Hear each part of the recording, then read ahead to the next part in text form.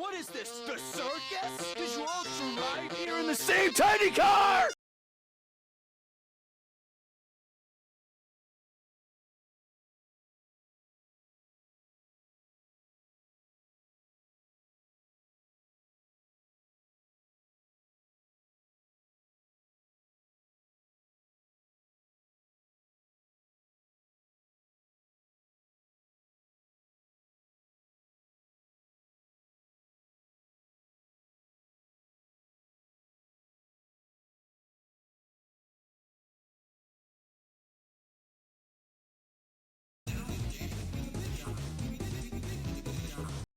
Four entire months of Kobadi -.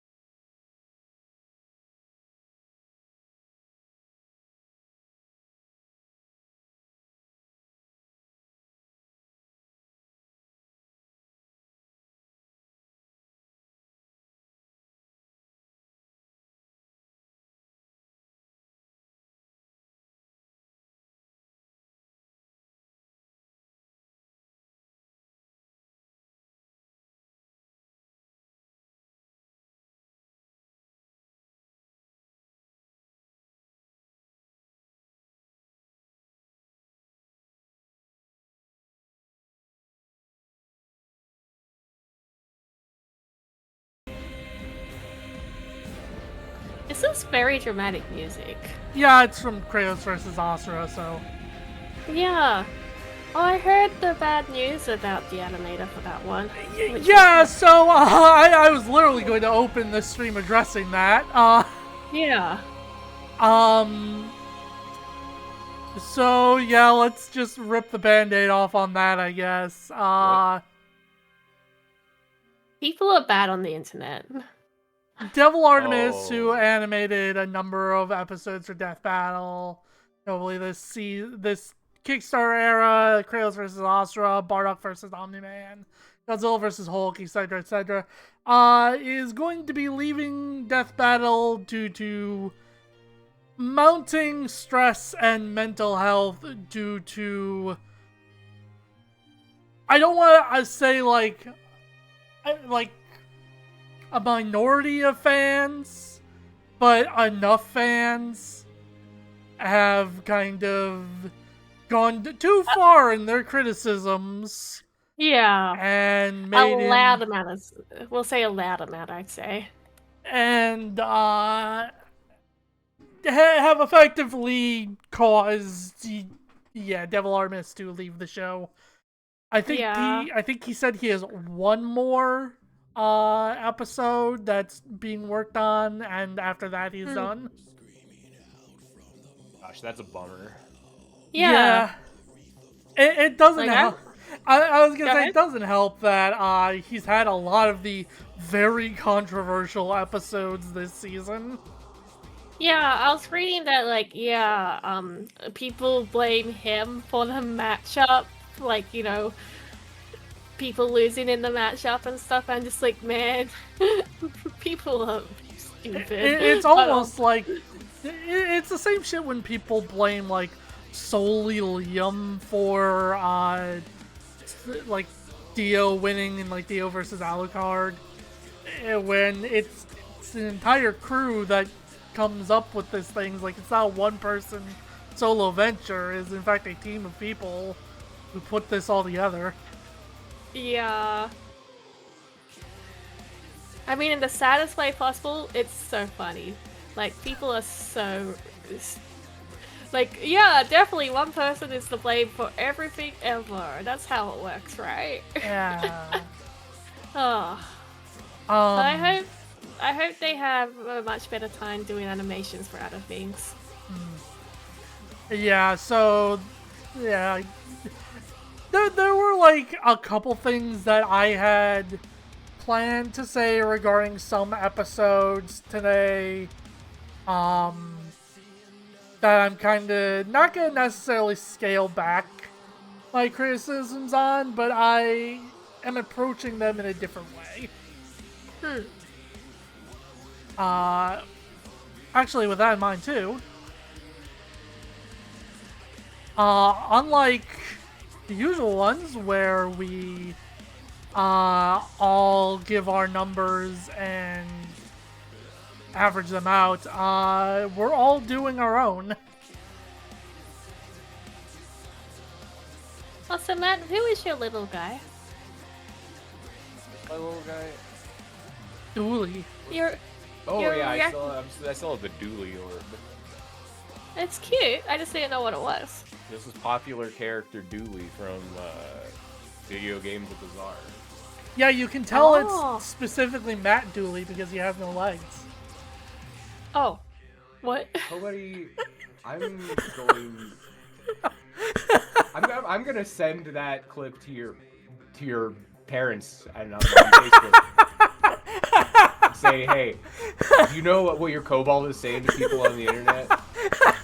Yeah, we gotta go. We're gonna have this episode without Buddy. Legs Dooley has been a very good running joke, yeah. I can't believe everyone will get it. Everyone but me has gotten this awful skin that I don't even like. Yeah, you don't. That's the best part, is you don't even like the skin. No, but I want to have it so I can dislike it in person. Also, chat. Hold on. Loading window, 1 hour.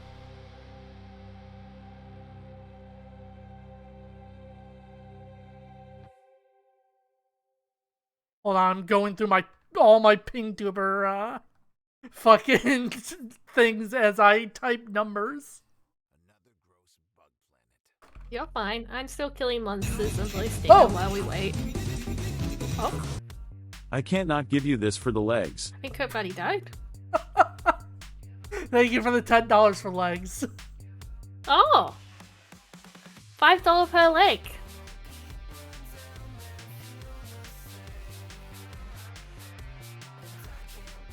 Okay. So for chat, y'all also get to rank alongside us. We're going to be going in release order, and the tier list is not in release order, but you can click on the icons at the bottom to set it to the correct one.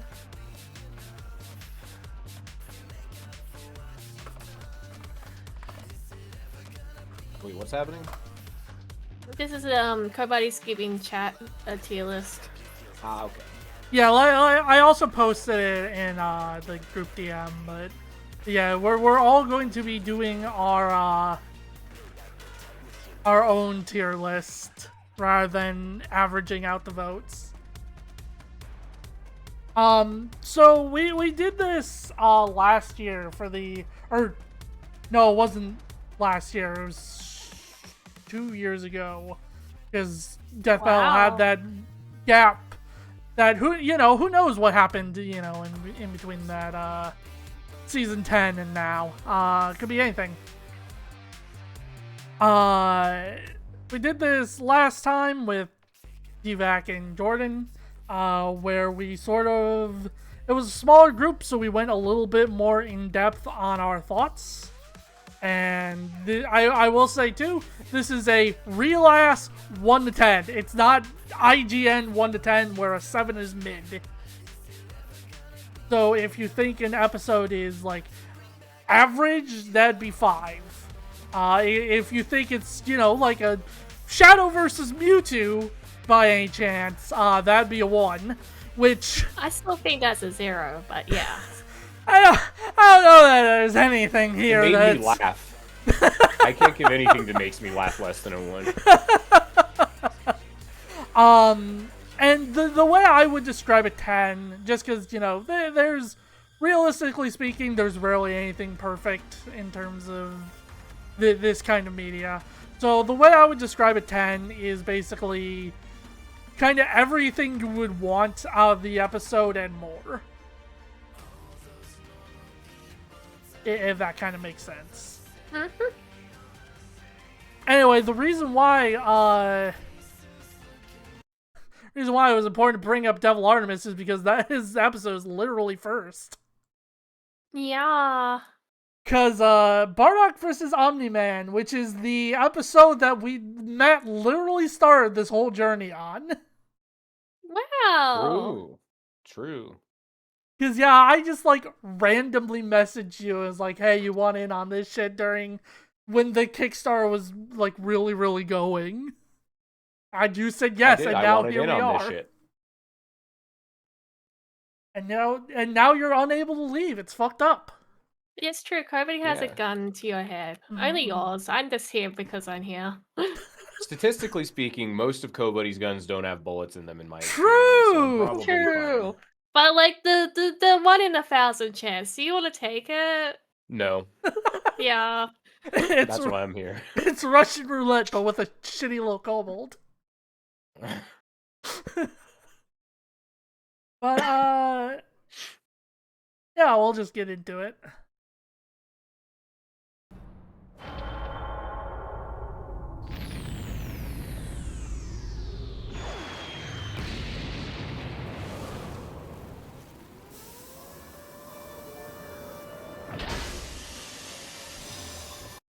What?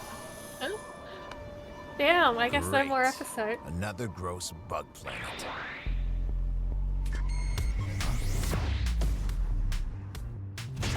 This planet isn't anyone's to conquer. Don't underestimate me!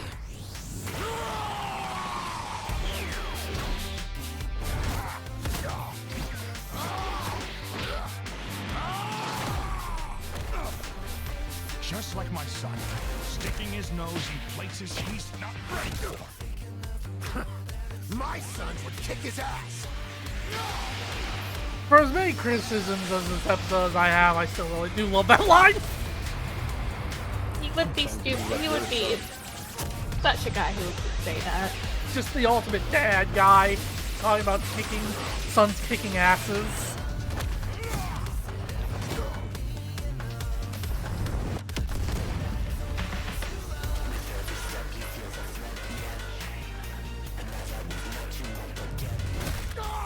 Whatever you are, you're an embarrassment. Just like my son. Wait till you see the real power of a Saiyan. Monkey. Am I supposed to be impressed?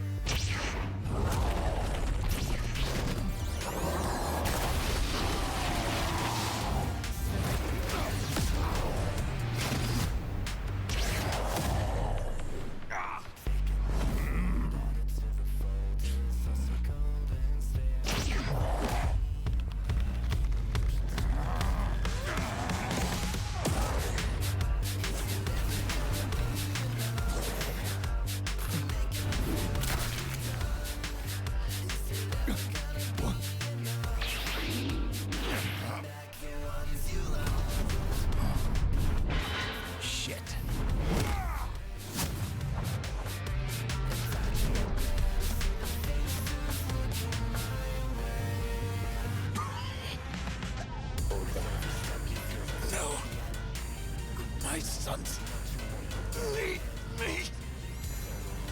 I won't let you take me from my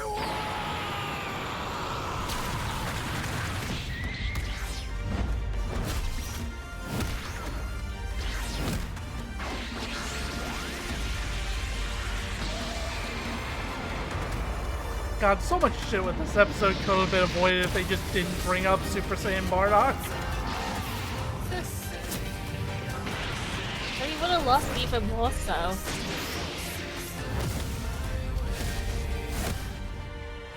Your time is up!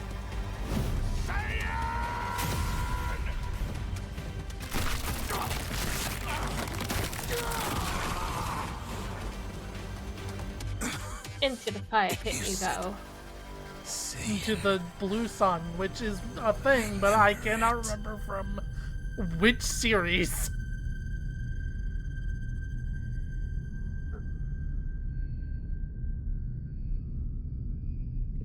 Oh right, it takes forever to end.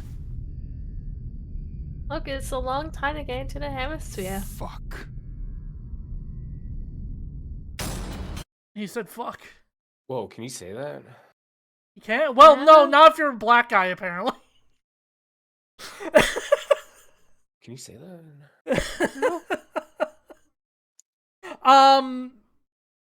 But yeah, so this was, a lot of us were expecting, or not expecting, but a lot of us were just happy to have the show back at all. I think kind of the biggest problem with this episode is just the fact that, like, bluntly, power set wise, all these characters are kind of fucking boring. Yeah.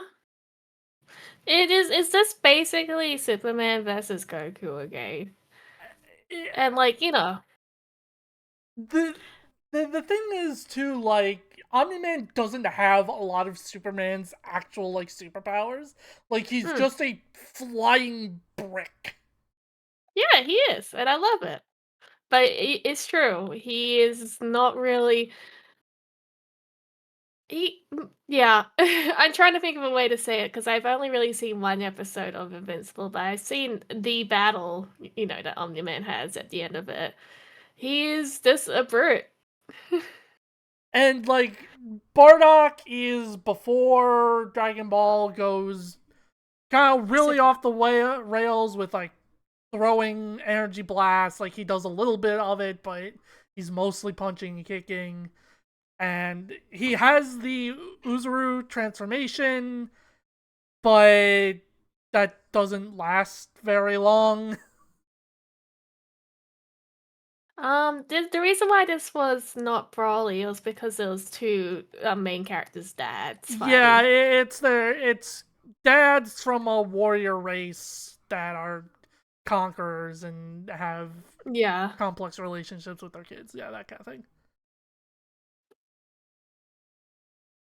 It's true, he was a brilliant scientist.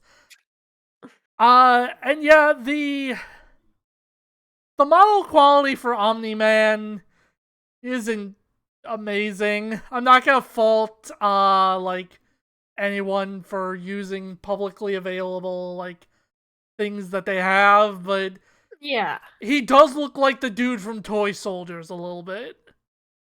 He did definitely. I think Matt actually said this like on the first viewing. It's the most feeling of models clashing against each other. I mean, toys clashing Yeah, against each like other. we make the joke about a lot of these being like bashing action figures against each other, and this is like the most one of those episodes, I think. And Yeah. like Kobity mentioned, this is like the first one I really watched, and I don't think like since then I've ever seen one that is more action figures being bashed against each other, for better or for worse. Mhm. Yeah. This Yeah, is like more it's just like this is more an observation than yeah. like a judgment. Yeah. Because like there's literally nothing wrong about having two models bash No, against each yeah. other in a cartoony sense, but that's the vibe I get. Yeah, I go ahead. Yeah, go ahead. Oh no, you go. Shoot you. I was gonna say that's why is like kind of the perfect one to put at 5 for me, because it is so just as we have established, just so bashing action figures together in like Yeah. every, both from the fight dynamic and the like models and obviously the episode itself, or the core concept, I should say, of Death Yeah. Battle. I did like on rewatch. I felt like the actual clashing was good. Like it did feel like, on the And most part, they'll wait to their hits. yeah, it had good impact. There were a number of really decent impact frames that obviously add to that a Yeah, lot. Yeah, yeah. like So go honestly, ahead. none of my criticisms are about the visuals with this one. Like I Yeah, did, and I still think like it looks very good. I think like I said to Kobuddy afterwards that I was surprised at how high the production values were. yeah, Mhm. And like I think this is just like I think it's a well animated, really boring matchup. Like yeah. Yeah, yeah. That's basically it. Like I do think it's good. The fight's good, but it's kind of boring. It's like because Mhm. they can do much more interesting stuff. What if there is much more interesting Yeah. power sets? yeah, like the problem is like both of these. You know, Omni Man is supposed to be. I have not watched Invincible, but to my understanding, like he needs to be a bit more subdued than Superman for the purposes of the story. And Bardock, because Goku beat Frieza and he didn't, has to be weaker than Super Saiyan Goku the first time he shows up. So like there's a hard limit to the thing Bardock can ever do, and like a hard limit to the things Omni Man can ever do. So these are Hmm. just two characters who are like not allowed to go past a certain point. So of Yeah. course it was gonna end up like this. Yeah, and also to a certain extent, like low power episodes can be very good. We've seen like very good Hmm. choreography from those kind of episodes. But that's also not what Omni-Man and Bardock kind of are. Like they are Yeah. not like kung fu characters. They're Like punch guys. yeah, they very much are characters who win their fights by throwing their weight around type. Which again, that's very well, shown in the animation, but it doesn't But lead to the most interesting visual kind of thing. yeah. But yeah, that's mostly all I have to say about Omni-Man versus Bardock. It is Yeah. the perfect encapsulation of a 5, in my opinion. Like an actual 5, not an IGN 5. Again, Yeah, for I know. those voting in chat and voting along, this is an actual 1 to 5 scale. This isn't IGN where 7 is mid. 1 to 10, you mean? 1 to 10, yes, that's what I meant. Yeah, obviously it's 5 out of 5. Yeah, this is You a heard it perfect here. 5 on my 1 to 5 scale. Matt is getting the sickness rubbing off on me already. Good. Wow. Suffer as I do. Suffer as I Wow. do. Wow. Oh yeah, it's good. Thumbs up. A pass is a pass. Yeah, pretty much. Anyway, here's the episode I maybe have a bit more dislike towards, and we'll see how it holds up on a rewatch for y'all, because this is like one we have not touched in a hot fucking second. Is this a JoJo's one? This is Joker versus Giorno, yeah. Gold experience. Go, are set. Giorno Giovanna, your heart is twisted. It is ours to take. Huh? I figured out why it's gonna do this. It's probably gonna do it on all of them, because Yeah. I brought these up like hours ago. So Yeah, that's okay. I will probably make a noise every time, though. Persona!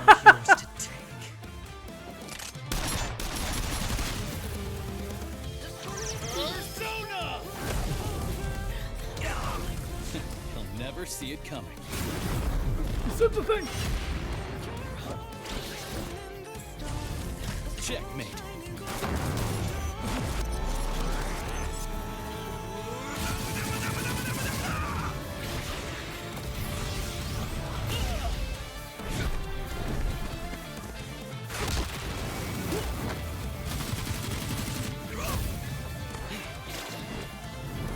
Alice!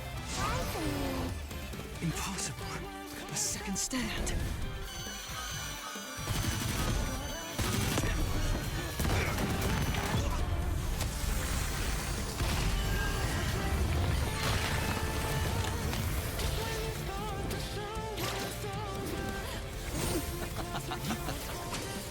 You never took the time to understand my gold experience.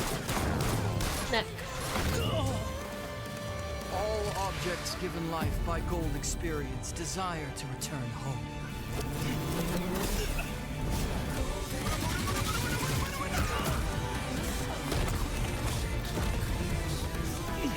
His persona creates life.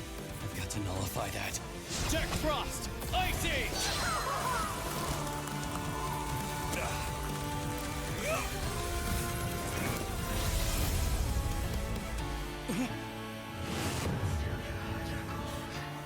Jack Frost! Ice Age! Ice Age! Ice Age! This Shoko Phantasma is justice. This is Requiem.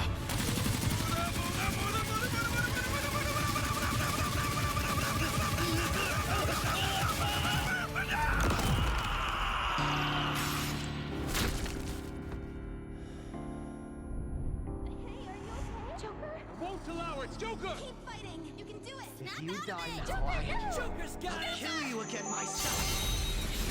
Satanaya! Thou art I. Maybe you didn't hear me before.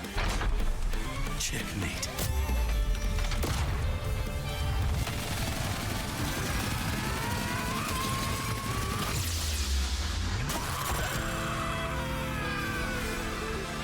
He lost his entire head. That's so sad. So tragic.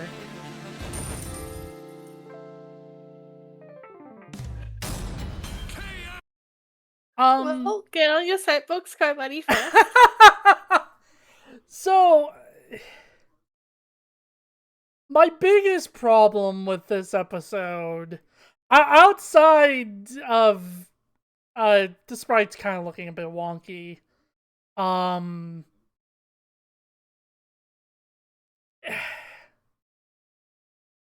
it's just Joker getting dog walked the entire fight until he wins. And like that's kind of a problem with some other animations. Like Dragonborn versus Chosen Undead has a problem with this. But Joker doesn't really do much.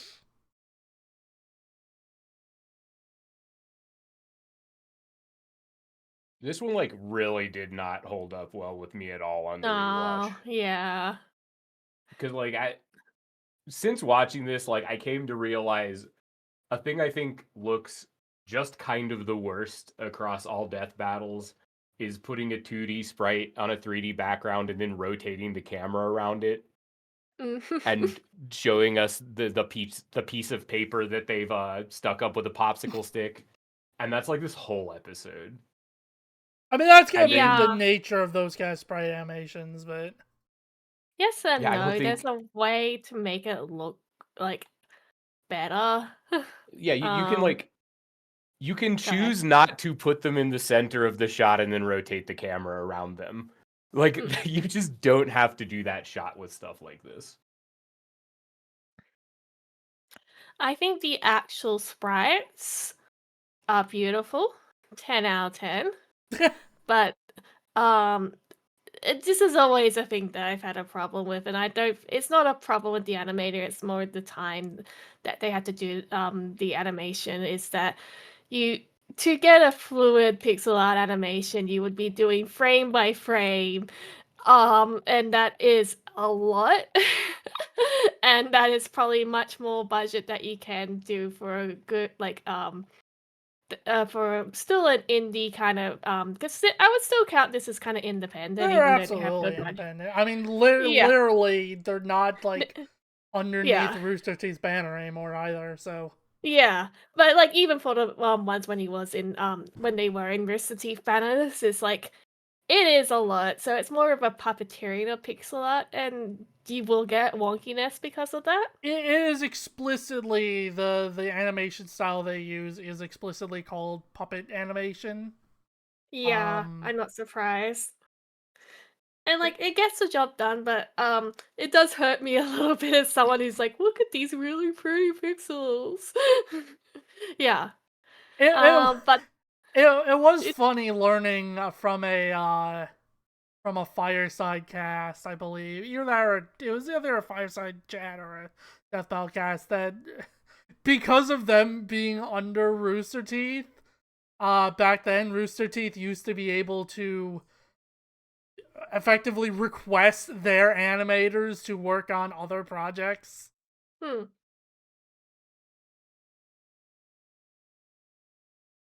Okay. But yeah, I don't. Didn't Go ahead. I didn't like the part where Joker was in his 3D model.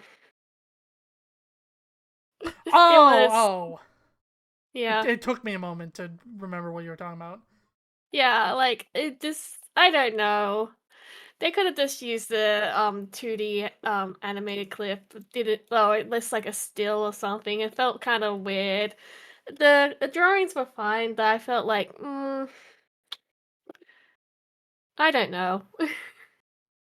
I don't have the same like dislike towards these kind of sprite animations as y'all do, but my biggest problem for this just comes from the fact that it's very one-sided in terms of how the animation is portrayed.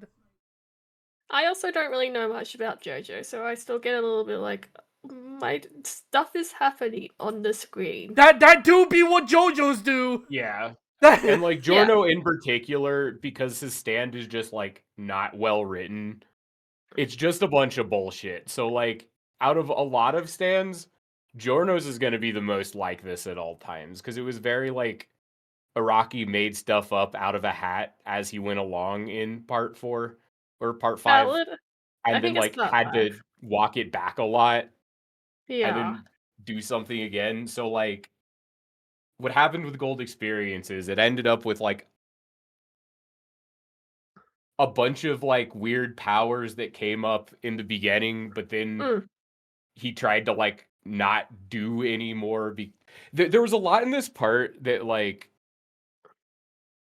He wrote himself into corners by making stands too good, and then had to like kind of have people forget what their stands do a lot. So if you end in a context of it storytelling, that's fine, because like over the run of a manga, the audience is going to forget about that stuff, or just accept that like, yeah, the story's better this way.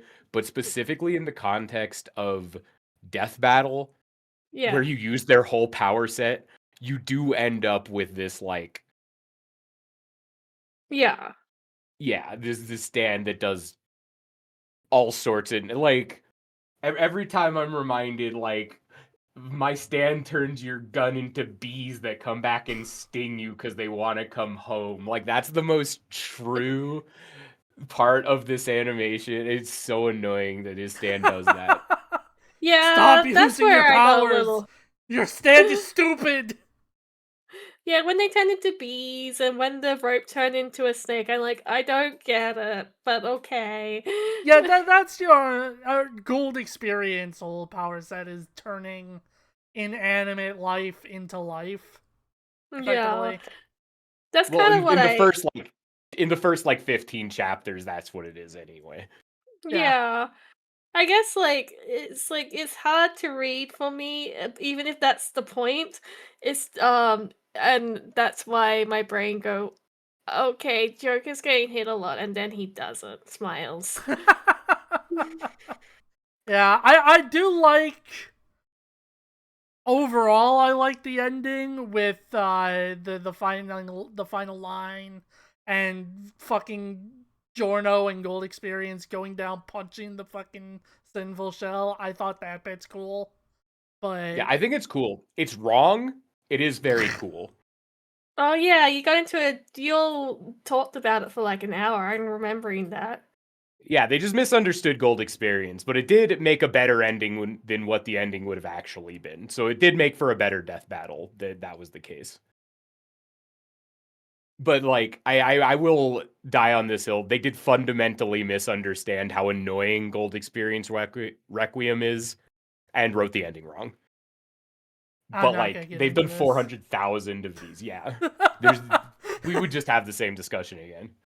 I mean, you know what's the funniest part is ultimately what the debate about this between me and you is ultimately just what the debate between Gold Experience Requiem and fucking Omnipotent Orm is, which is just two people digging their heels in and saying no you. Like that's what ostensibly fucking Gold Experience Requiem does to any debate with Giorno. And like what it comes down to is like, the person who hates Gold Experience Requiem more is always going to argue for it being more bullshit than the person that hates it less, and you cannot possibly hate this stand more than You know, that's fair. And so yeah, I put Joker versus Giorno in 4. It's just like, yeah. I have had Omni-Man versus Bardock as my bottom one for a while now, but I think... Did you watch them all again before? Not before. I mean, I watched them. I rewatch episodes multiple times. Oh yeah, I know. I actually put this in 3. Okay, that's fair. I put it higher last time, but I mean, in our community tier list, it's like an 8, which is crazy. I feel like in that tier list, we do end up on the... Yeah, I was about to say, we definitely did to skew higher. Just by I think we were also comparing it to every single death battle is how at least I did it for that one. But yeah, now we have Moro's solo debut of Bowser vs. Eggman. 10 out of 10. I don't even need to watch this again. This shit was peak. Well, too bad. We're doing it anyway. I want to. Yeah.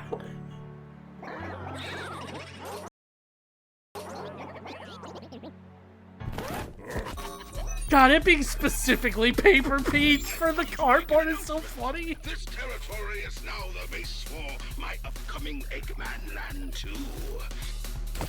What a joke. I am Dr.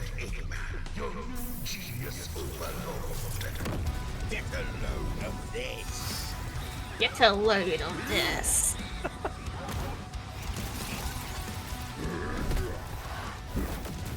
Oh, hey. That's Bowser's side smash. I never noticed that before. Fighting game engine. or it's just like... It's one of his moves in Smash. That's a Smash move. I don't actually know which one it is.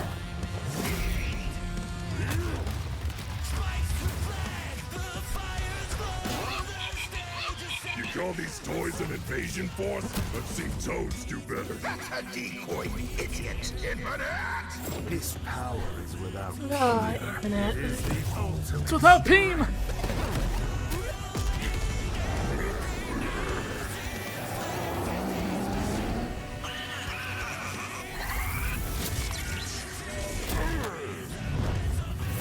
God, the moment that spawned a million memes. His skill gap. Swap stays winning. Mattle, Sonic carrying the team. He's so cool. Oh, he got shy. Chance time.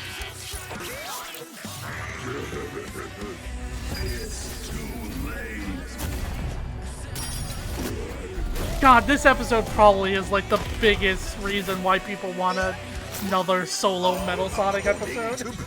You've lost the battle before it has begun. Excellent work as always, Metal. I like how This upset. As you please. star Metal Sonic is. Like literal star. Showtime. He said it.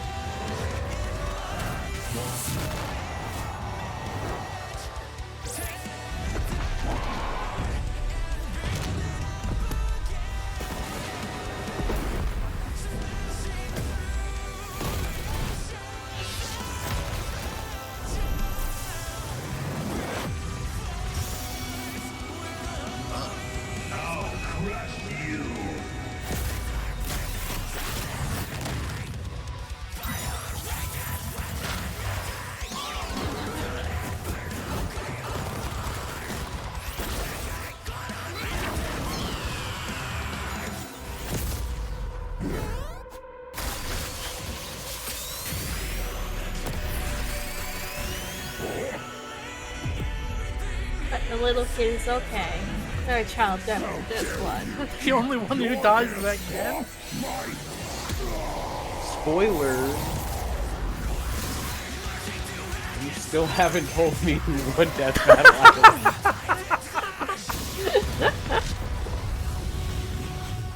Infinite didn't die. The Death Egg. Max power.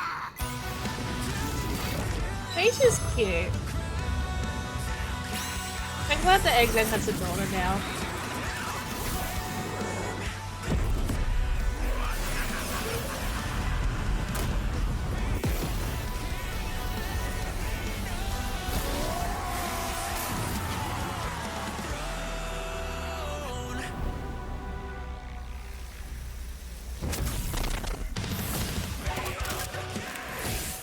Curses.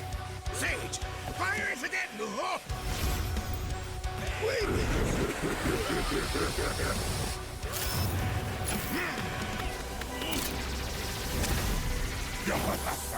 Iconic running technique. It's so deeply funny to me that Moro specifically had Bowser do a black flash to hint towards the fact that he was doing Shigaraki versus Mahito later. That's really funny.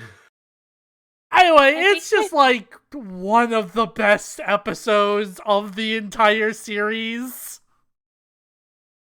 I think my there are favorite two part- episodes. No, Go ahead. Yeah, we're really good at interrupting each other today, but politely. My favorite part is the when Bowser is big. I don't know what that move is called, but the way that he is shaded, but no, it's really, really well. Fuck, what is that form called? The big Bowser. Yeah, I know what you're talking about. I'm playing Fury I know. Bowser, I think. It's like... Yeah, from so, Bowser's Fury yeah. DLC for Mario video game for the Nintendo something or other. And I like it when Kamek uses all the pipes. That's like, it reminds me of Our House. He makes a wall of pipes. Yeah, it's very funny. Yeah. It's like a really Our House, and I mean that in the best way possible. It looks like, you know, a Disney funded animated film cartoon series. 10 out of 10. Mm-hmm. And yeah, as Chaz pointed out, this was the reason why they didn't do Bowser versus Eggman for a while is because they wanted it to be an army versus army fight. So, you know, they had to have the kind of proper time, proper budget, and all that to actually be able to fit it into a season. Notably, this was supposed to be part of Season 10's lineup, but it got pushed back. And then it was going to be part of Season 11, and then Rooster Teeth collapsed, but, you know, we still got there in the end. I still got here. But yeah, just...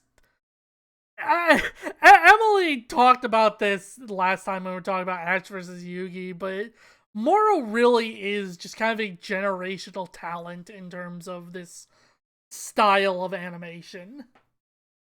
Yeah, I like, if now that you said it, the like comparing to Ash versus Yugi to this, like, I think it was a very good storyboarding of just watching each still the focus on Bowser and Eggman, but with like everyone actually got a spotlight.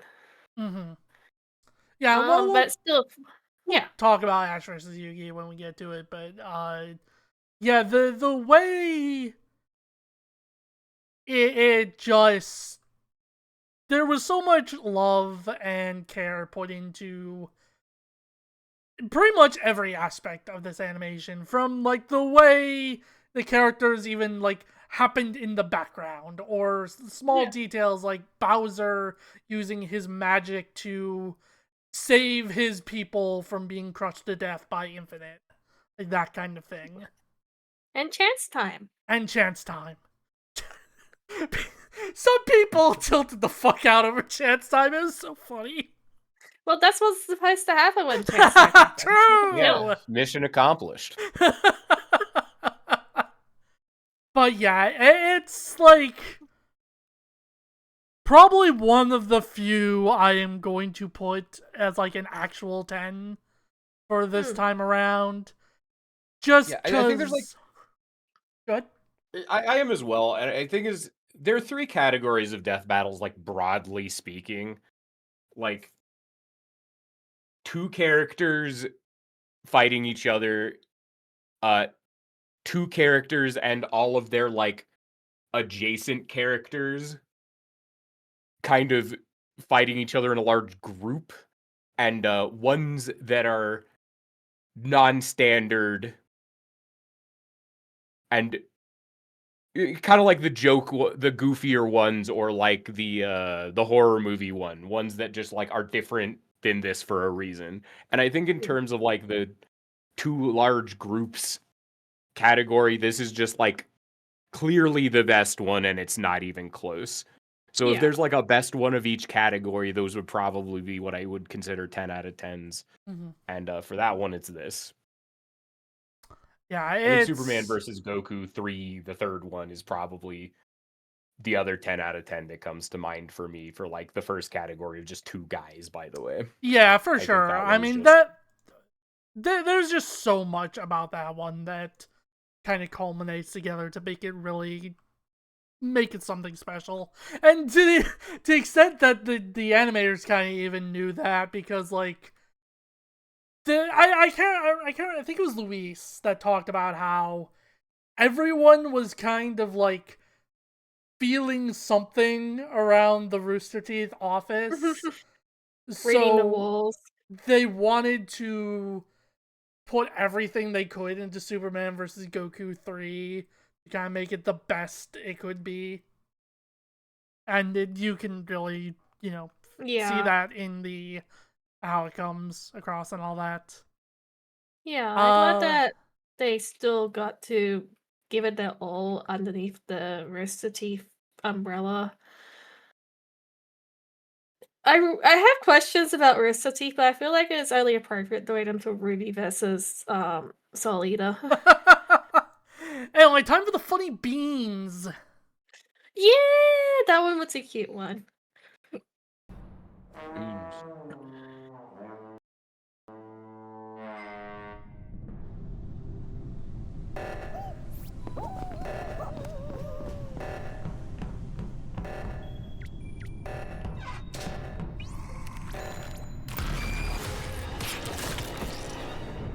Yum yum.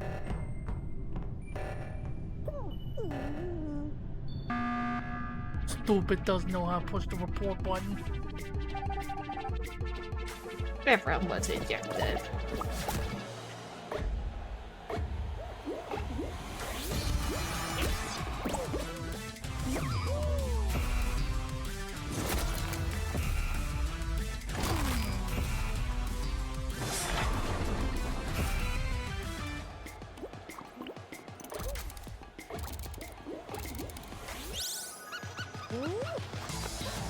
We did the funny meme. Focus twerking. Finally.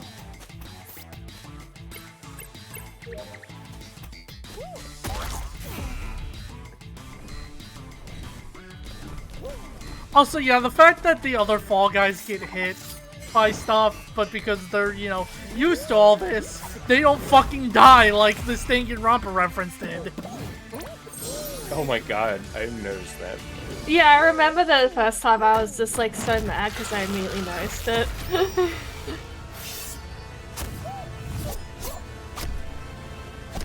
Now these are some good pixels. Look at that. Look at those pixels.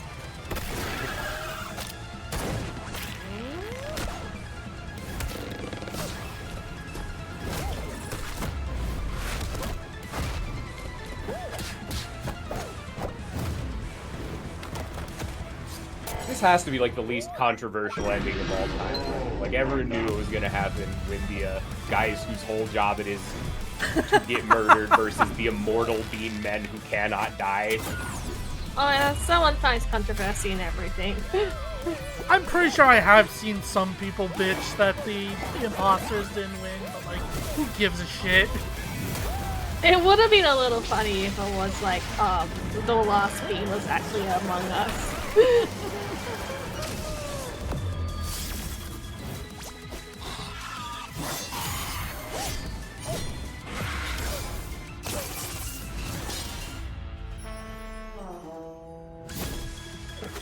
Those little honking noises as the crown appears.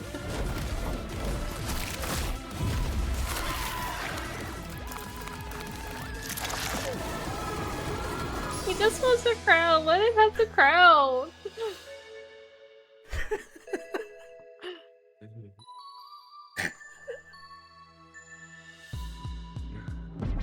Such a stupid fucking bit.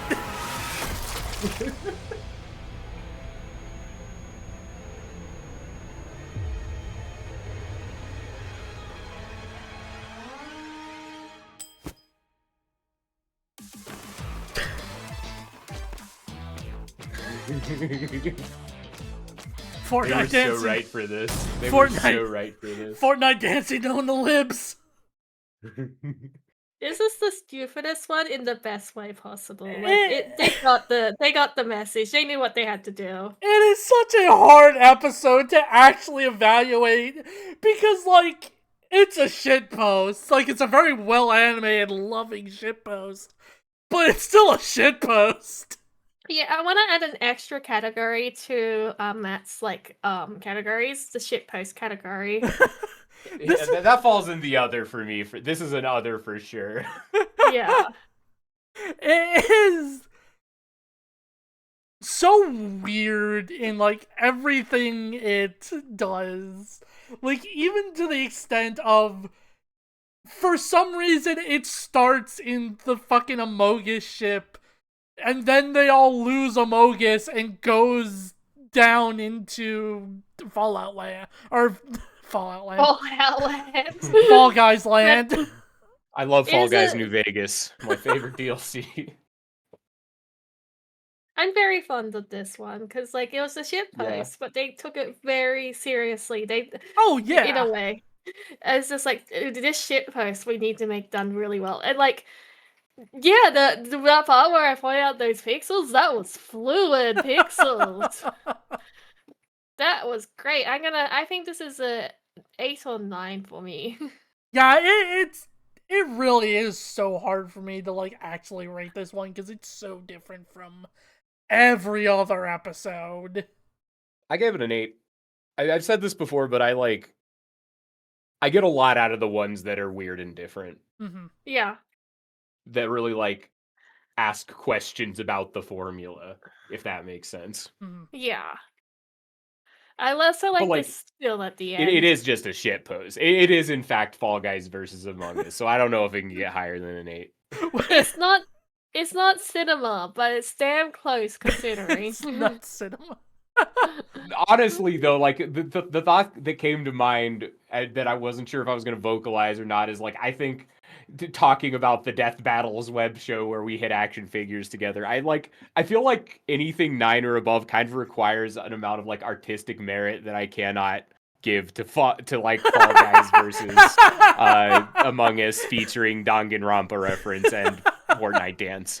Like that this 8 is as high as this could ever go, but in a way that means this was perfectly executed if you really think about it. It's not cinema, but it's the little cartoon short that precedes the cinema.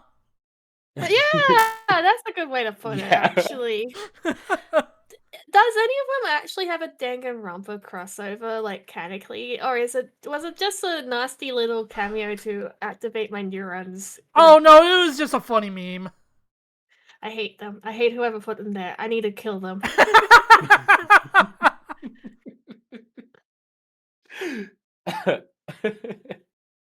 Anyway, the elephant in the room.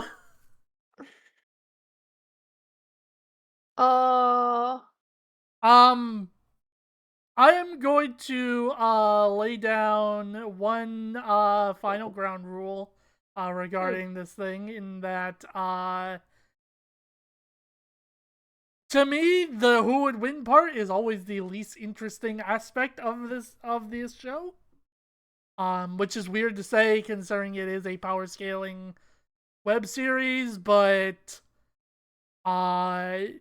genuinely, I come here more for the animation and the storytelling when it is applicable to certain episodes. Yeah. Like, obviously, we just got done watching fucking Fall Guys versus Among Us. Ain't much storytelling in that. I like 5 times in a row among the 3 of us we've tried to say the 2 franchises in this one, and it just like it leaves our brain the moment we're not talking about it.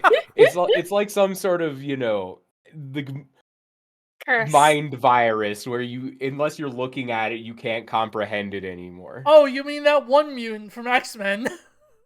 The guy that everyone forgets about, they're not looking at, yeah. Yeah, exactly. That guy. It's so funny that's an actual character.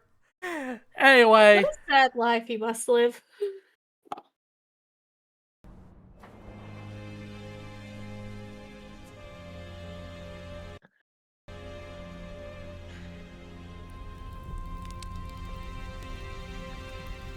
Sad man. That's true. The points of him, he's sad. Man. The saddest yeah, he's guy. full of sadness.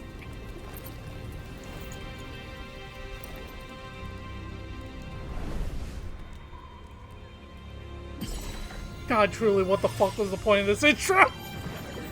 To show that he's sad.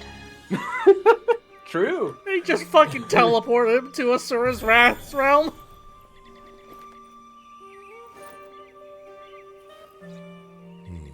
Hi, ma'am. I just played Fight of Gods again for the first time in like 7 years, and this looks like a Fight of Gods background. It's true then. It's probably The straight from god Asura's was Wrath, Gaia, but if I had to take a guess. not for long. I love it when they use the font. Want this fight?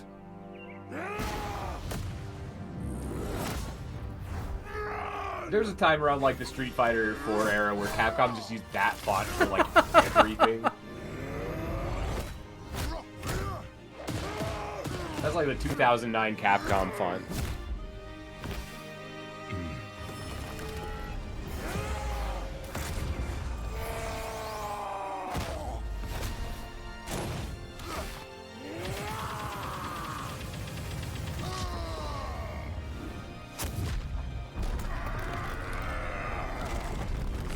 Oh no, the temple. Okay, the temple did break pretty quickly. My souffle, it's ruined.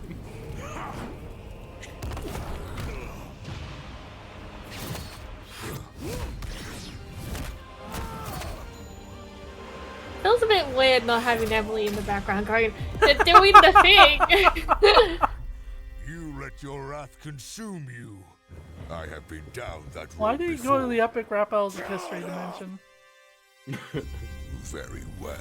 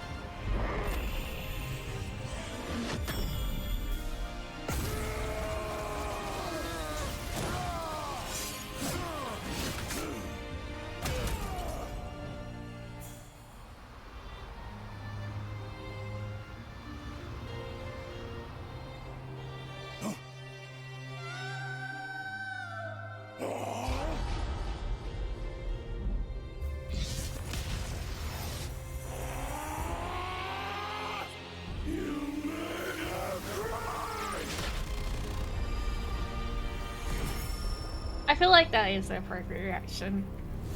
I would beat up anyone who made my fiance cry. Daughter, but... Yeah, but no, I'm talking about my real life fiance. Oh, fair. Yeah.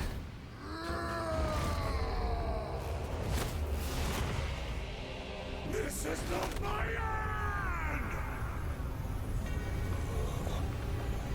No, I would also beat up anyone who made my imaginary daughter cry. Font. It's still so funny to me that they reference this in fucking Scooby vs. Courage. Yeah.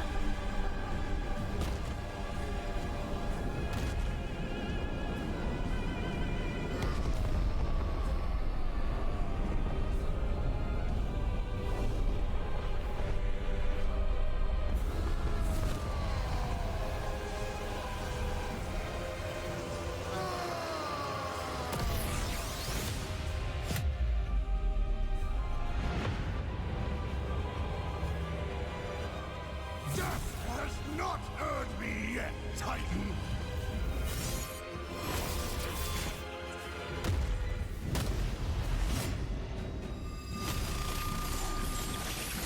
But you deserve a worthy end!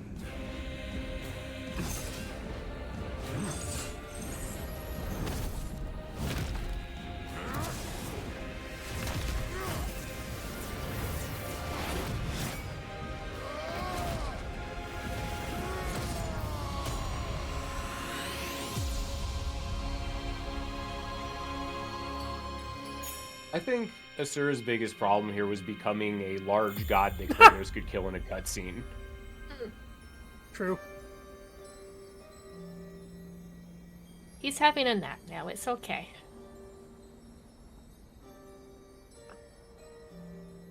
You are a monster. Ignore the no giant longer. sword, he's having a nap. I never was.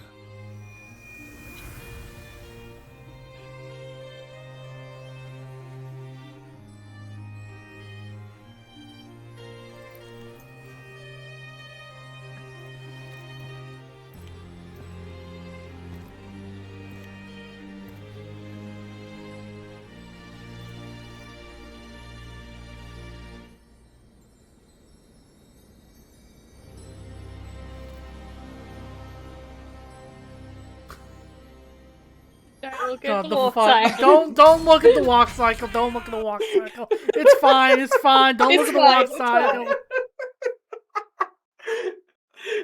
This fight looks so good until the walk cycle at the end. Yeah. I totally forgot about that. That's It's the not only part I great. remembered. No, it's awesome. You're wrong. It's awesome.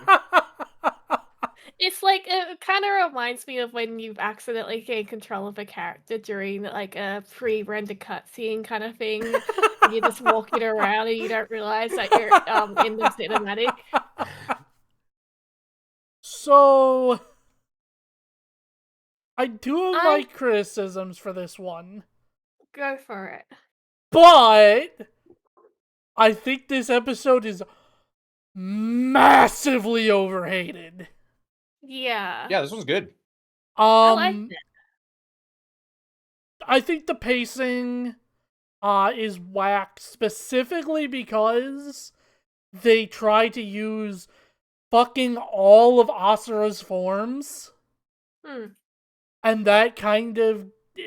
One of the biggest criticisms of this episode is Kratos is kind of unbothered throughout the entire thing. Like, he frequently knocks Asura out of forms, like, repeatedly. That isn't because, like, they're really biased towards Kratos. It's because, ironically, you could make the argument more they're biased towards Asura because the reason why Kratos feels unbothered and constantly one-shotting Asura's forms is because they need to get to the next form over and over again. Yeah.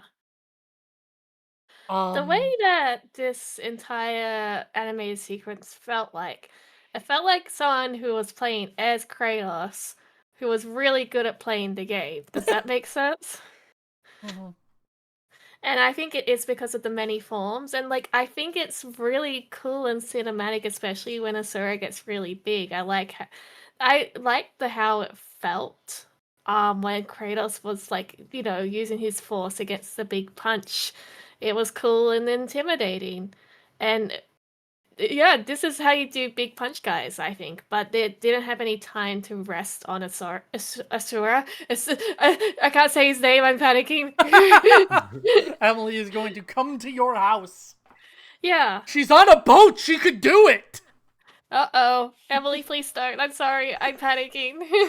So, it definitely feels like it's in Kratos' favor in terms of cinematics. But depending on how much you like either or have any opinion on them, I think it's okay. Does that make sense? Good. I actually kind of... This may seem like a strange take. I actually kind of like that Kratos is a little, like, unwhelmed in the context of this one. Because, like, they're pulling these characters at two different places in their story arcs. Like, Kratos near the end of his, and Asura kind of where he is for most of the game. And, like, by the end of his series, Kratos is just kind of done with all of this. Like, he's done killing large 3D models of gods in a cutscene. Like, he really just kind of wants to be past it, like, actively wants to be done with it. So I think, like, kind of in a sense, Kratos being a little subdued here sort of reflects that they're very similar characters, but one is, like,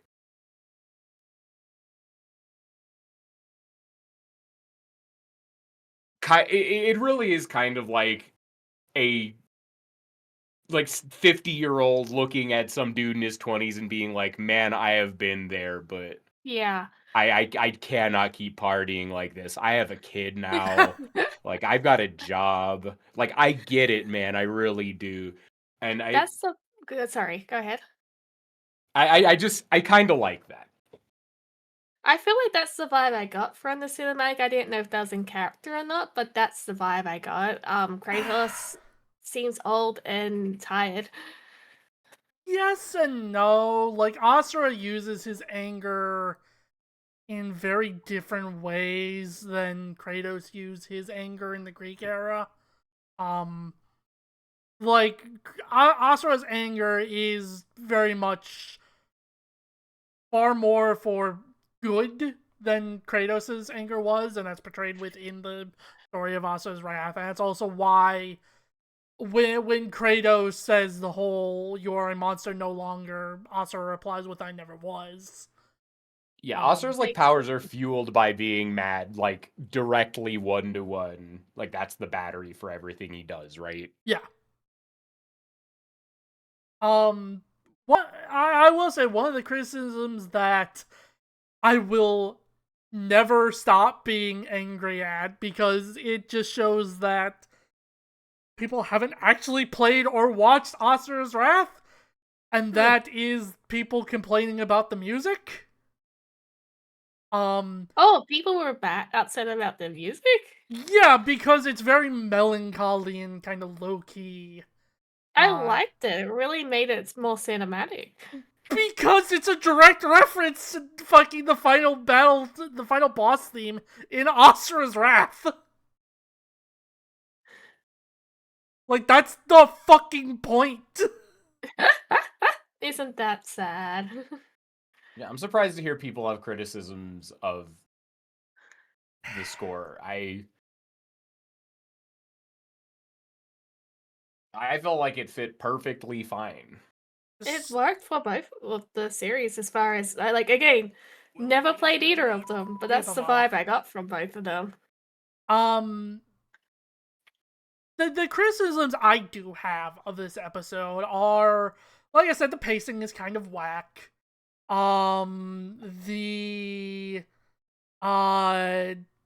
There's a couple times with Kratos that it's just kind of weird, like when I made the joke about him going into the epic rap battles of history dimension where the background inexplicably changes and there's a past version of him. Kratos doesn't actually use that many weapons. Yeah. He uses the spear, his axe a little bit, and then his blades at the end. That's kind of it.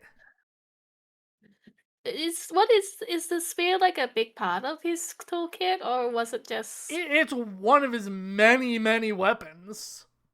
Yeah, because I like the spear attacks. It's just I don't know much about him, so I'm just like nodding, going, yeah. I liked the I am spear 500 spears. Yeah, that was cool. That shit's that's cool. That is cool, yes. But to make a comparison, it'd be like if Dante only used like 3 things in the entirety of his fight versus Clive. Fair enough. Also, the intro makes no fucking sense. You don't want to see a sad man in his sad house and getting teleported? Like, if it had just been, like, the whole thing with Asa replacing the man at the door. That would have been fine. Yeah, because the whole thing at the end of God of War, and I think God of War 2, I might be wrong, is that at the end in a post-credits scene, I think, Kratos has a dream of Thor arriving at his doorstep. And that's what that was supposed to be. Then he just gets teleported. Also, to address one of the things that people repeatedly talk about, the storyboards for this episode were rough. They kind of had Asura be wildly out of character. To the extent that it didn't have the "I never was" line at the end. And also there was a point where Asura grows giant and starts punching the planet. But that's where he sort of lives. Exactly. And also Kratos, like, has a fucking lecture on Asura for betraying the planet or whatever. And people take a thing that Devil Artemis said where Devil Artemis had a hand in changing the script a bit, and they make it seem like Devil Artemis fought tooth and nail to get this episode changed. Like, the concept of a rough draft didn't fucking exist in people's heads. No, it's just it comes formed in everyone's mind immediately. I'm nodding. I think everyone should have to, like, make something at least once in their lives. Like, everyone should have to make something from the stage of concept to completion and delivery, all on their own, start to finish. Everyone should have that perspective. And then they can comment on making things. God, there was something else I was gonna say about this episode, but now I'm blanking. Oh, right. Yeah, I'll be totally honest. I think a lot of the dislike for this episode, whether people admit it or not, is solely because Kratos is widely disliked in the quote-unquote power scaling communities, and they don't like that he won. Oh, God. That is, like, genuinely surprising to hear. I didn't know Kratos was, like, widely despised by power scalers. Why? Why is he despised? What did he do? Who did he kill? It's because a lot of his power in power scaling comes from statements and scaling to other people rather than things he actually did on screen. Okay. Oh, okay. So it hits that kind of divide that the power scaling community kind of has, where you have one side that's like, only things that characters have done on screen should be applicable to their scaling. And then the other side says, no, we're gonna chain scale and do all that kind of thing. And, like, there's no right way to power scale, is, like, the end-all be-all of this, this question, is kind of where I come down to it. Yeah, all the rules of power scaling are made up from top to bottom. Like, this isn't a bad thing. It's like a way to engage with works that was not... Intended is not the right word, but, like, you know, someone doesn't write a book with the intention of, like, people deciding who's stronger, like, Mr. Darcy from the Jane Austen book versus The Great Gatsby. Like that's not the intention when these works are made. But like, there's nothing wrong with engaging in this way. And I think it's interesting. Like I am here, right? Mm-hmm. But like, because it is not kind of an intended way of engaging with the works, all of the rules are made up by the community that is doing it. Yeah. Which means like, there is no real way, like you said, to just say this is the correct way to do power scaling objectively. There's never going to be an objectively correct rule set. So this sort of dispute of like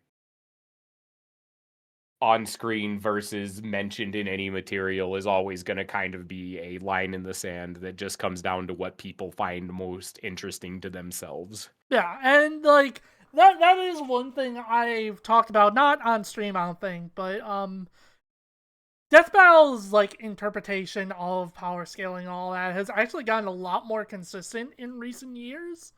Because way back then it was kind of like all fucking over the place what they would like accept and what they wouldn't. They have gotten way more consistent in what they accept, and that usually comes towards much quote-unquote higher ends than some power scalers would normally accept. That's why you have controversies like this or Omni-Man versus Bardock. But yeah, like I said, I think a lot of the dislike of this episode truly does come down to just Asura lost and people don't like Kratos in power scaling communities. What an interesting life. Anyway, I'm giving this like a 7. Like, I think I actually gave it a 7 too. This is like the 7th episode of all time. I liked it better than Omni-Man. I liked it worse than Among Us, and that was a 6 and an 8. So That's easy pretty much 7. it. Yeah. It's fine. It's a fine episode. Yeah. I like the sad man. it is perfectly like above average. Is like there's flaws with it. That detract me quite a bit, but I don't dislike it as much as everyone else does. Give me a sad man and I'm happy. Anyway, I love your characterization of Kratos as the sad man, because that's like kind of like calling Mario the funny Italian. Like you are not incorrect in your assessment in any way, shape, or form. But like it's He is the sad man. he's the sad man for sure. I know that he was once the angry man, but now he is the sad man. I can't wait to one day play God of War. I'm like, here is my sad man. anyway, speaking of controversial topics that are like solely boy. located to us, Which one's? Nights like these drive men insane. Brimstone in the air. Something's coming. If it wants a piece of me, there'll be hell to pay. Go back to the pit you squirmed from, Hellspawn. Make me.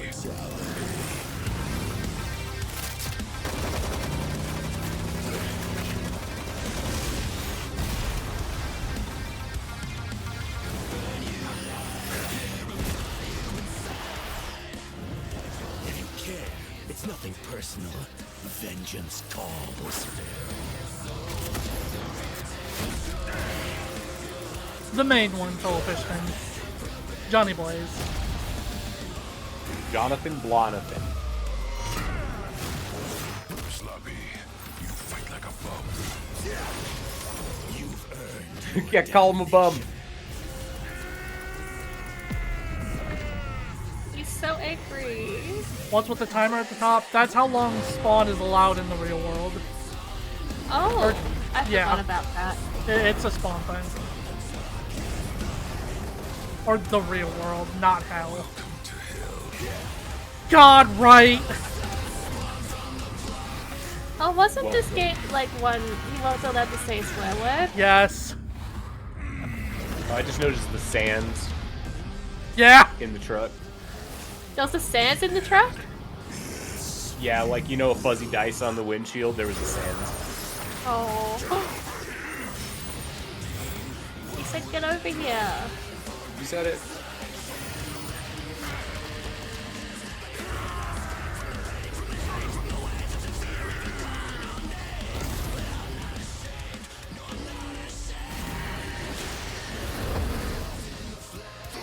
I forgot how pretty those wings were. Disguise your wickedness. God forbid.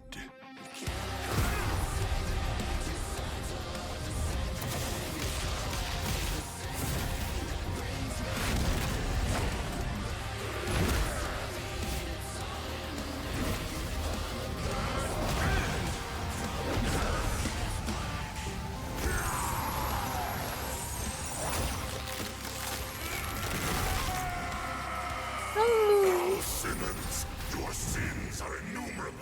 I am here to wreak vengeance upon your soul. I eat sin for breakfast. Have a taste of your own goddamn medicine.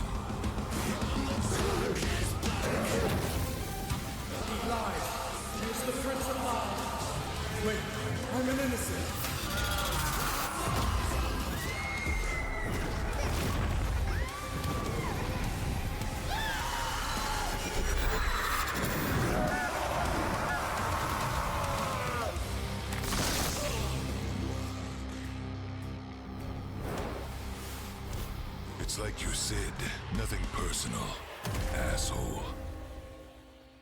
Nothing personal. So before we get into everything else, because this was a bit of a hot take when we first watched it. God, I do love the writing in this episode. It is so fucking over the top edgy. I like edgy. I like this a lot better on rewatch, honestly. Yeah. Any criticism I had like with the Persona JoJo one in rewatch, it's like this one's like basically done much better. Yeah, I went in the opposite direction for sure. Yeah. That's very funny to me, honestly. Yeah, like I think you have a misunderstanding about me and sprite animation. Like I like sprite animation.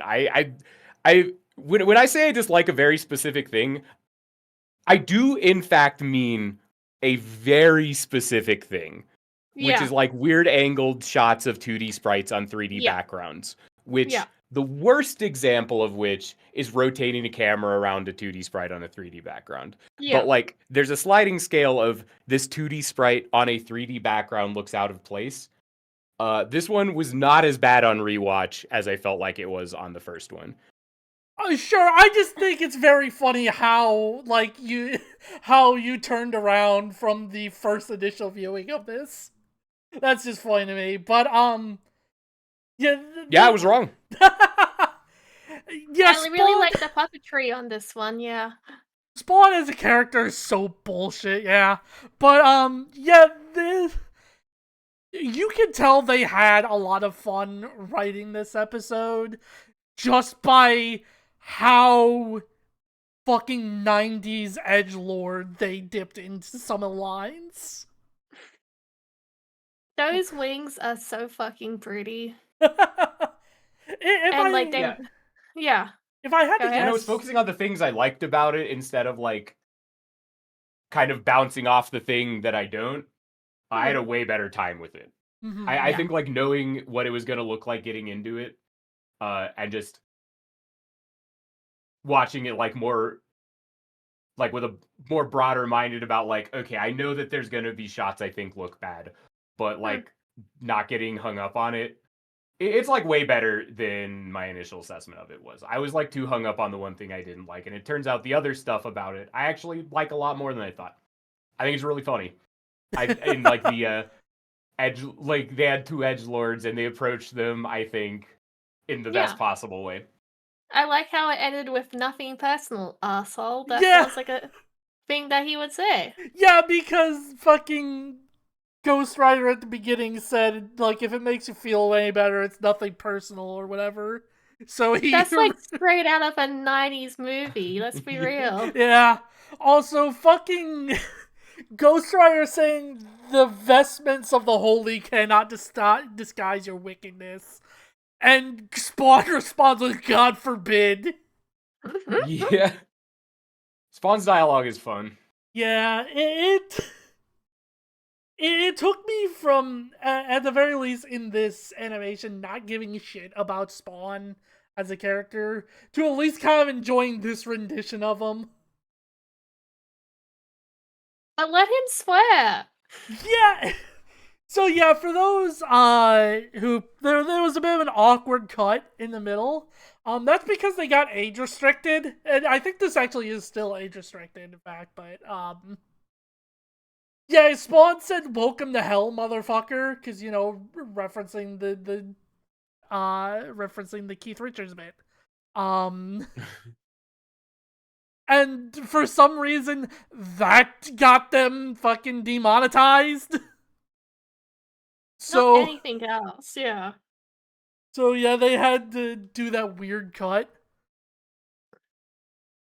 But yeah, I ironically, I have maybe come down on it a little more since my initial viewing of it. But I still like it. Like, it's still a very fun episode. Fun. It's campy. Yeah. Yeah. Like, look at the kind of list we have right now.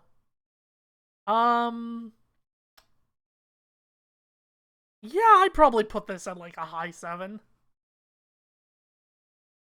Like, it has flaws. I think the background, when they get to hell... Actually, the backgrounds in general for this fight are really fucking dull looking. Yeah. What do you mean? You don't like the brown mound? Yeah, not particularly, no. Also, the side of the building just kind of being black and white. Like, not even, like, an interesting usage of black and white. It's just kind of, like, there. Yeah, I do think the writing of this episode elevates it a lot. And obviously, Yeah. the animation itself is pretty fun. Ghost Rider gets to do a bit more than he did in his previous fight against Lobo. Spawn gets to do anything since his season 1 debut. And I like the, like, I always enjoy when they include, like, elements of a character's, like, home media. Like, with the end of Joker vs. Giorno having the Persona 5 results screen. This having the Spawn timer in the top left. Yeah, I love those little details as well. I think it's fun. Like, I think there's like two types of references. One is like the overt, here's the conga line of stuff you recognize from the franchise, and the other is the stuff you just described. And I think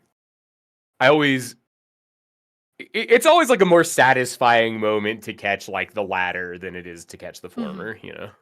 And it's funny you say that because we have an episode that describes the exact thing you're talking about, which it's not next, but yeah, we'll get to it. And yeah, here we next is Shigaraki versus Mahito, which everyone was shocked when they learned this was being animated by Moro. Considering he had, like, just fucking finished Bowser vs. Eggman and all that. Is Sonya back? Oh, she only said it like a minute ago, so she's probably not back yet. You have no clue who these guys are? Shigaraki... Nasty Men. Yeah, they're hands nasty men. Shigaraki is I was gonna say the main villain of My Hero Academia, but that's not quite true. But versus Mahito, who's from Jujutsu Kaisen and is the Disc 1 final boss. Yeah, from what I understand, the main villain of My Hero Academia, broadly speaking, is like bad parenting. Yeah. Like generational trauma is like the actual... is like the real villain. Not entirely off base. And like from a storytelling perspective anyway. There's a lot of bad dads and bad moms. Yeah, there sure is.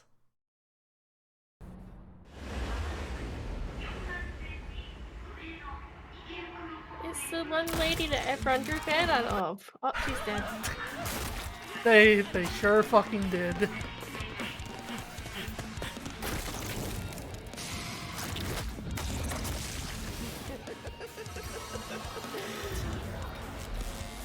I'd heard of a powerful villain stalking these parts. My organization is going to tear this putrid world down around us. We could use a freak of your talents. Little old me. Do I want to be king of the No, this social episode wasn't the amount of times where you crazy goldfish bring fan. in your head instead. Fine by me. Let's call this your audition. Sickum. Humble.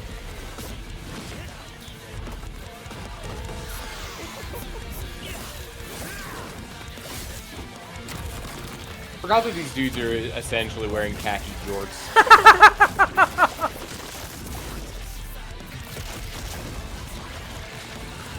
Game over.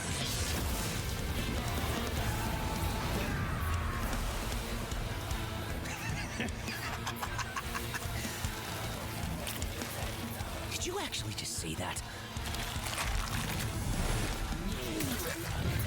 God, how lame. Oh yeah, I forgot he's just like a gross little guy. He's so nasty.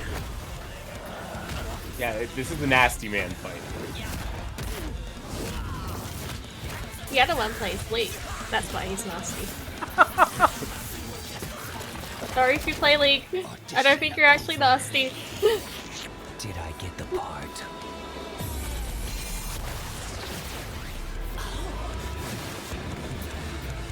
Decay!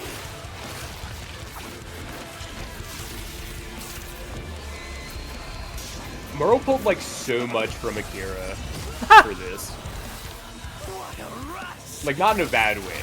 Just Yeah, the MH My Hero guy is a League player. Yeah, he is. he is a gamer. He's a capital G gamer.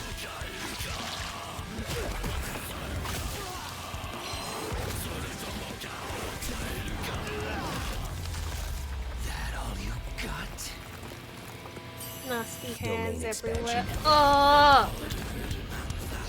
Hands! Nasty! Hands shouldn't be in there. I can read your soul. You're just a scared little boy. God, the vestiges on the arms that get broken down by Mahito's domain expansion. Grow up.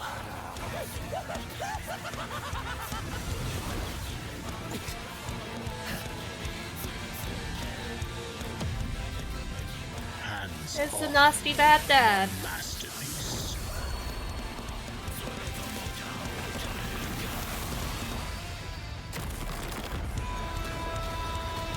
I felt your soul too. You only hate humanity because you were born that way. Totally random. I hate them for a reason. Mahito's iconic move. You grow up. And that's kind of funny, to just calling it saying, you grow up. It is both so funny and so in character for Shigaraki. It's good, I like it, but also it's just like, no, you, grow up. It is very much you. It hits so many good beats. Like there's so many small details in the animation. Like whenever you see Mahito landing like a direct contact hit, like the vestiges you would see vestiges crack in the background. You can see shit like the moment Shigaraki is actually getting fed up with Mahito's bullshit when he does the fucking Jujutsu Kaisen like squad beat down on him. And like again, Moro is just such a fucking talented animator. Like there are so many like in between frames of Mahito making the worst fucking faces on the planet. So let me see if I can find them while y'all talk about your thoughts on the episode. There's so many well done drawn hands, and therefore it gets a good mark. To be fair, some of those hands are 3D, but It doesn't matter. Have you drawn a hand? It's hard. I hate drawing hands. Because you look at them so much. I'm looking at my hands right now because I'm putting nail polish on my fingers, and I'm just like, God, hands are annoying. But it's actually well animated. I like it. They feel like they're in character. I haven't seen much of Jujutsu Kaisen, but like, they both seem like shitty little guys that would tell each other to grow up and kill each other. Yeah, I mean, Mahito's whole thing is he's very much a nihilist. Okay, have you seen Smiling Friend, Sonia? No, but I understand. Yeah. I was gonna say he's basically the Frowning Friends, where he believes like nothing matters and all that jazz, but when actually presented with the concept of death, he freaks the fuck out. Yeah. Anyway, yeah, he's a poser. There's some of my favorite Mahito frames. I've seen a lot of talk about All for One breaking the domain expansion, and as insane as it sounds, like I think like that's one of the most there's actually precedent for it working exactly that way things that goes on. Like there's some very specific rules to how superpowers are inherited in My Hero Academia and how domains are countered in Jujutsu Kaisen. And while I'm not like sure on exactly the specifics, I recall like from the first time we did this, as it turns out, like exactly the way one works is an out to the other. Like One for All being essentially like a second guy who literally is there as a ghost in the superpowers means he is not bound by the domain expansion because it's like technically a single target thing or something like that. Like as contrived as it seems, it like makes sense in context from what I understand. The whole thing with Mahito's domain expansion is it encapsulates everyone caught in the domain in the expansion. However, within Jujutsu Kaisen, Mahito did that on the main character Yuji, who had Sukuna's soul in his body. So that also affected Sukuna, pulling Sukuna into the domain expansion, which that is a direct reference to, because All for One's vestige, at least he's a ghost in the superpowers. That's yes. Like in My Hero Academia, when you pass on superpowers, there's like at first it seemed like it was like a metaphorical thing, but later just dead ass revealed to be literally their ghosts are in there. It's like crazy. Yeah. And then the Renaissance men show up and finish Mahito off. Thank you. Yeah. God, what an interesting series. We've kind of been talking about a lot of our unrelated things to the actual episode. It's good. It's a really good one. I think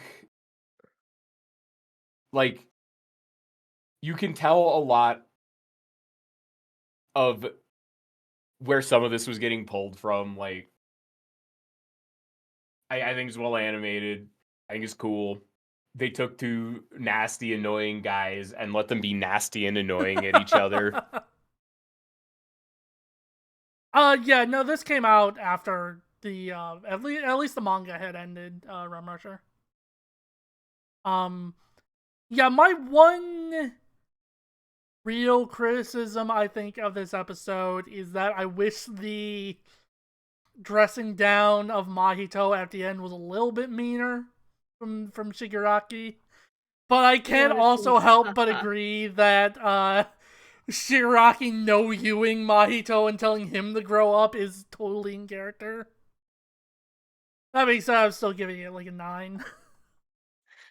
I remember what I was doing during the analysis of this video now. Hawks. I was remembering what happened to Hawks, because he was my favorite. Right, you were like weirdly obsessed over Hawks during the My Hero part. Yeah, because you guys mentioned that he lost his powers, so I wanted to find out how, and you guys didn't tell me, so I went onto the wiki to find out what happened to Hawks, because you're like, don't worry about it. What am I gonna do? Not worry about it?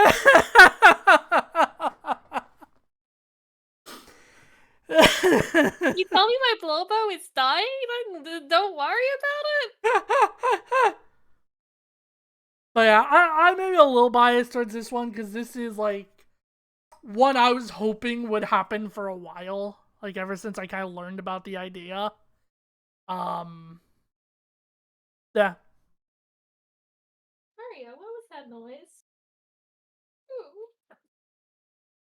Anyway, let's talk about more controversial Devil Artemis episodes. Oh, Woo! poor guy.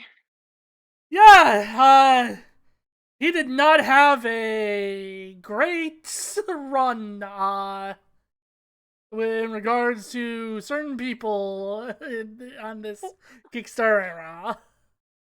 Why? Well, I guess we'll talk about after why it's controversial, because I can't remember how this is controversial. I'll be real.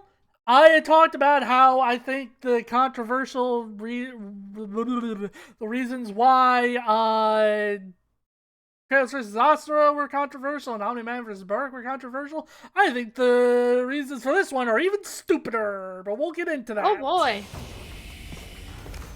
I'm not detecting enemy forces. Perhaps they left? You tell me. You sure demand a lot from a girl. Wait. Around the corner. Be ready. Enemy located. Combat will likely be necessary. Well, isn't he astute?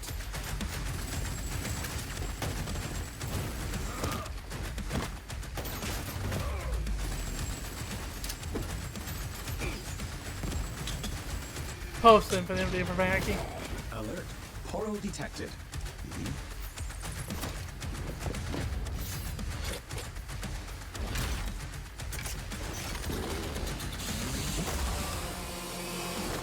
Who brings a chainsaw to a gunfight?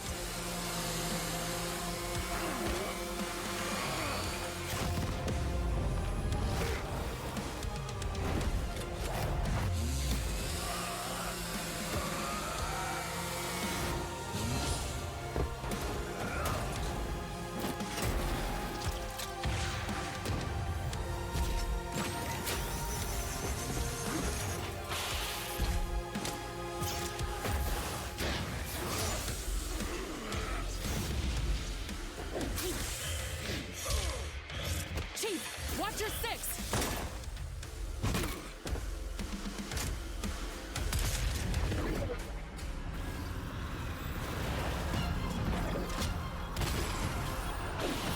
So very funny. You can see, Yeah. fucking Ghost Rider and Spawn in one of these shots. Yeah, well, that's what I was thinking, right? Yeah. You are surrounded.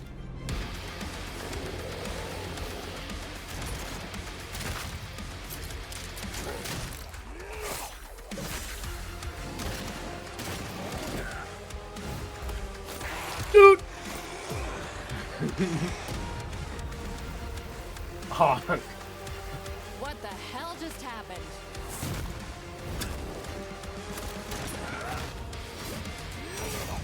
I'll see what I can do about that annoying AI. Do it. I'll finish this fight. You said it! You I said can it. no longer detect the enemy. Systems complete.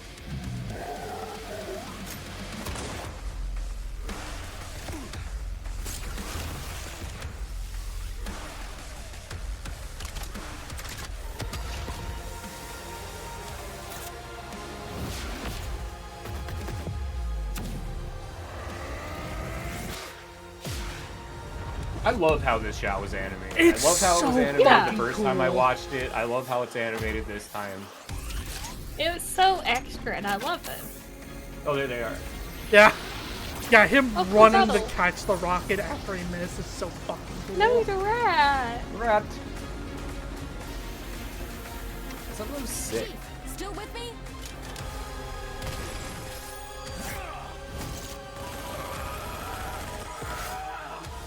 He's so low in health. You know it because it's beefy.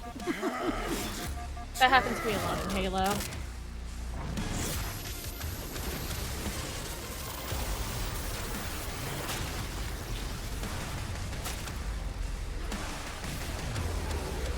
He's doing the pose. They're doing the doom thing. Box art. Alright, so are you ready for the incredibly nuanced and complicated reasons why this episode is controversial? Yeah. I have a First- guess in my head, and I will be honest on whether it was correct or not once you tell me the answer. First reason, it exists. Okay. Is that it? Second reason, Just haters. People don't understand how, like, an interesting fight dynamic works and how you can have two opposing forces, and while one character has, like, acts like a brute force meat demon, while the other character shows their ingenuity and more skilled martial arts, how despite that can kind of come across as one character dominating the entire fight. Okay. That's it.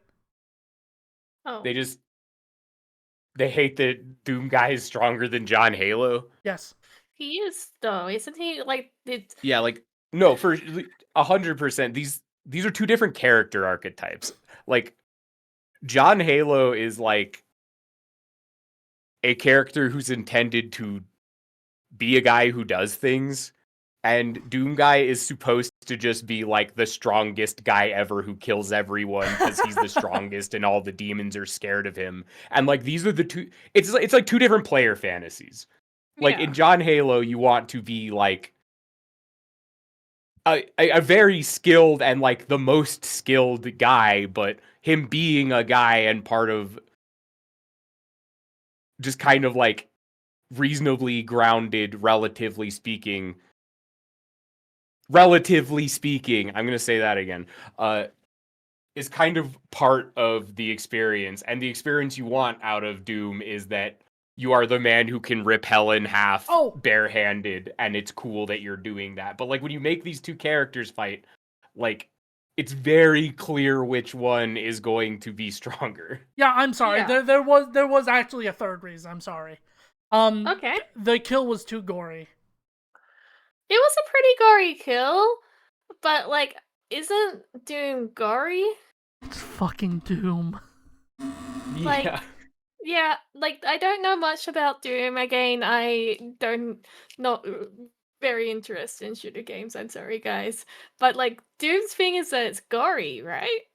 Like, there's shit about how people were saying, like, oh, Doomslayer wouldn't do that to a normal human. And it's like, I get wanting characters to, like, be in character. I feel like there's a line there a little bit. And when it's fucking Doomslayer, who doesn't have that much of a character.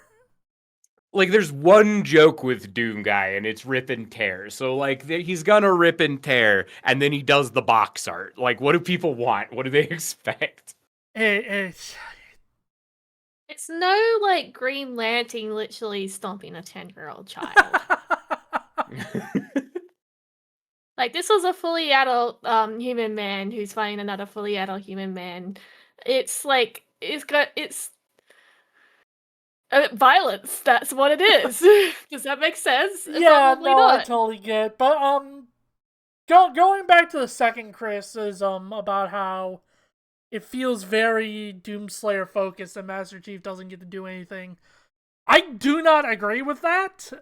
Like, and that kind of ties into something I actually really like in certain fight animations. It doesn't come up like all the time, but you have characters portrayed kind of like how they are in the results.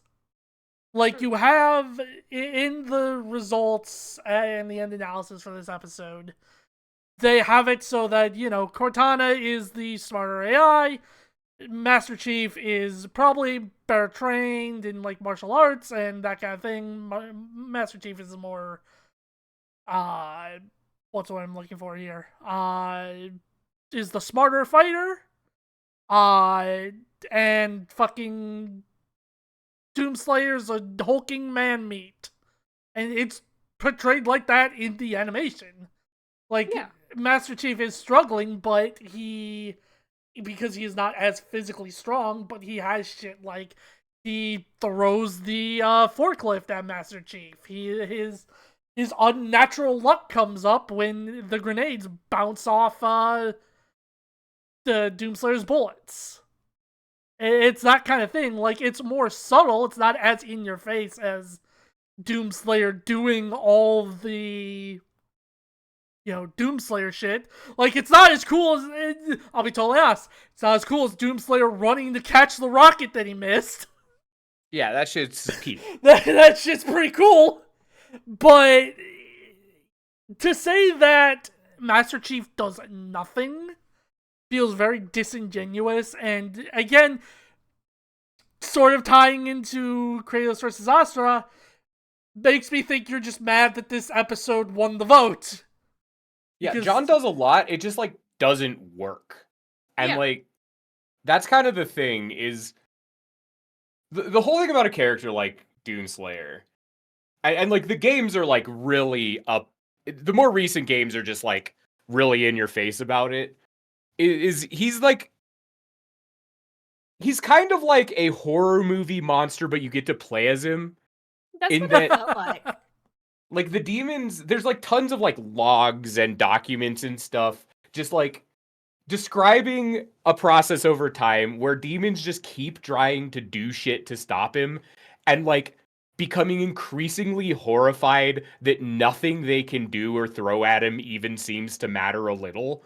And like kind of the existential dread of like, this guy's coming to kill us and we actually can't stop him. And like, that's what this death battle was. They just cast Master Chief in that role as the like, Yeah. they just recreated the characters accurately. Like that's the whole thing with him, is that if you are not stronger than this sort of character, the story that gets told with a character like this is of their opposition slowly learning that there's nothing they can do. Like that's the story this character tells. So of course the death battle was like this. Like, Yeah. it makes perfect sense. The part where I think it was earlier in the battle where Doom guy gets shot in the head and just comes back and headbutts Master Chief. That's like fantastic, and that is such a horror thing. Like yeah, like that's horror force of nature thing that you are describing, and like if I could get that from just watching this, I think they did a really good job, you know? I will say the one downside of this episode, and one of the reasons, or well, no, I shouldn't say that. It's part of why I'm glad we're not doing the analysis for all these two. In addition to obviously just take too much time. God, the analysis portion for these two was dog shit though. It was really fucking bad. But thankfully, that doesn't count. That doesn't count towards the actual ranking, which I'm actually kind of torn between 8 or 9. Honestly, I give this a 9. Yeah, this is honestly really good. People. Go ahead. Sorry.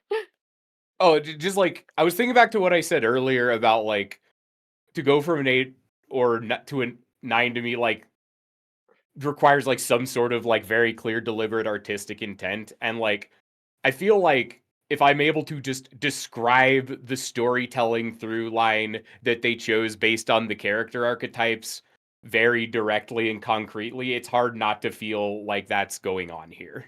I also gave it a 9. I thought it was like really well done. Thank you for this art, bro. Cortana holding an oversized mallet. I think I'm gonna put it an 8 just because I don't like it as much as Shigaraki versus Mahito. That may fully be biases speaking, but you know, we're all biased in some way or another. Yeah. Speaking of being biased, though, Simone versus Kyle. You biased about this? Not like I have the lyrics to the song that plays during this fight is my status. No, I definitely put this as 11, okay, Cody? God, there was just like a string of banger episodes this season. Oh yeah.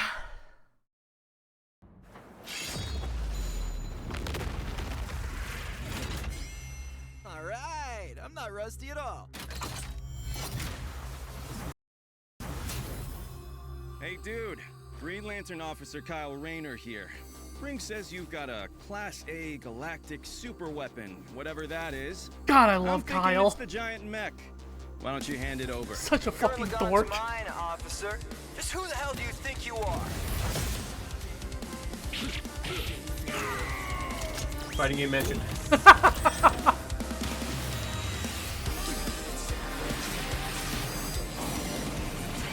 told I'm bad with authority. Tell me about it. 4?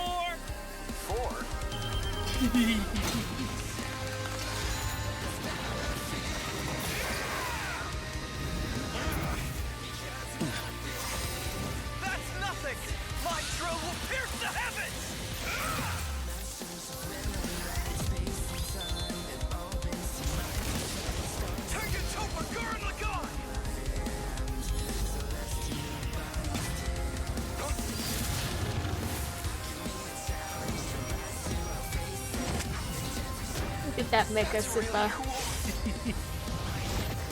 Lantern. We do the impossible. See the invisible. Touch the untouchable.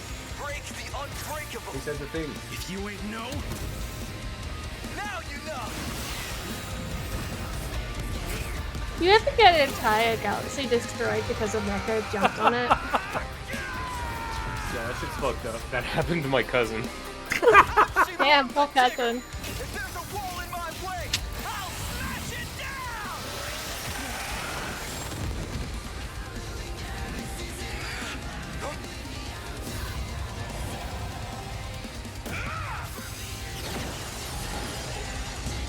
stop fighting.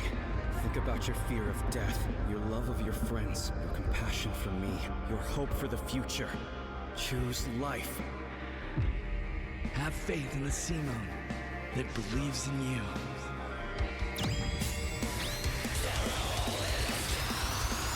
Super Tekken Gurren Lagann! My drill is the drill that will transcend the heavens! Giga Drill Break!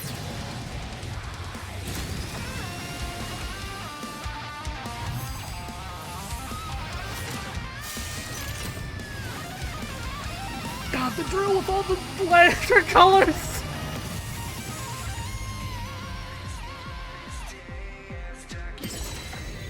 Infinity. They broke it. Fuck it. The super weapon wasn't your mech. It was me. Then, Simone, I'm taking you in brightest day, in blackest night. No evil shall escape my sight. Let those who worship evil's might beware my power.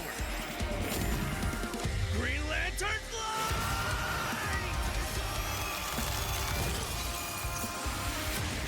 Oh no! That would have hurt so badly. You know, dying. Also painful. You'd make a good lantern. Simone of Earth, you have been chosen. Just who the hell do you think I am?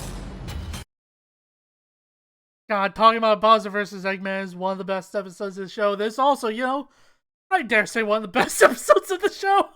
It's really good. It's so fucking, like, people criticize this episode a bit for leaning maybe too hard on the Gurren Lagann references. First off, that's kind of just how Simone talks. Like, he says that shit all the fucking time. Yeah, it gets memed to hell and back just because he's like that. Like, he is just like that. And I'm so glad more people got to learn just how fucking cool Kyle Rayner is. Just the actual coolest Green Lantern, because he's a fucking artist. So he actually... Go ahead. Four. Huh? Oh, the golf reference. Oh, yeah, the 4. Yeah, when he makes a Tiger Woods to knock the head off of Gurren Lagann. Yeah, Kyle Rayner did a Gurren Lagann reference in the comics. Yeah. He's that's the huge thing about Kyle Rayner, is he's a fucking nerd. Like, he loves giant mecha anime. Also, the time he made a fucking pirate ship with his Green Lantern ring. God. Like, there's one criticism I have, and that is sometimes in like 2 shots, characters look a little off model. Like, it was the point where they had a different animator doing the work. That's it, man. Yeah, they look off model in the same way, like, sometimes if you take a screenshot of Dragon Ball Super, you get a really fucked up Goku. Yeah. It's just such a good fucking episode. I love this so much. Yeah, this is the best, like, 2 guys fighting episode in this season, for sure. Yeah, the V for Vanity found it, yeah, when fucking made I think that's Evangelion. Yeah, I think that's Evangelion. It looks like Shinji's one, right? It's one of 'Cause the he has- Avas, I think. Yeah. Yeah. And then there's just a guy on like a scooter, a space scooter. I just see in the bottom of this image, just like in big Green Lantern font, ladies. Ladies. What is fucking happening here? Who knows? It's comic books. Don't you just yell ladies randomly in green font? No, I can't do the green font. That's copyrighted. Oh, okay, that wasn't Ava, but you did have another panel on hand where he does make an Ava. Then what was the first one then? Because it looked like an Ava too. Because I don't know. I don't remember stuff. I'm so glad that apparently Kyle Rayner is gonna be in My Adventures of Superman, or I think he's going to be in the Green Lantern spinoff, something like that. I don't know. Maybe DC will actually give him like anything to do in the comic books. Let him free from his jail. Please. Oh, did I? I never actually brought this one up. Whoops. Guess we're not watching Tom and Wiley fight. No, we are as soon as my fucking thing works. There we go. This one, I guess we'll talk about it after.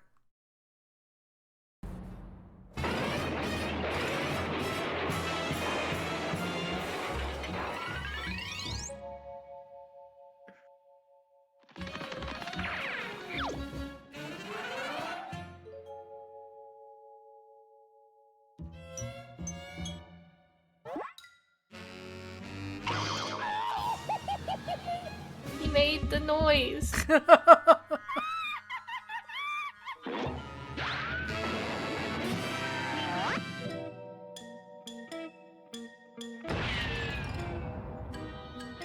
King Schmuckus.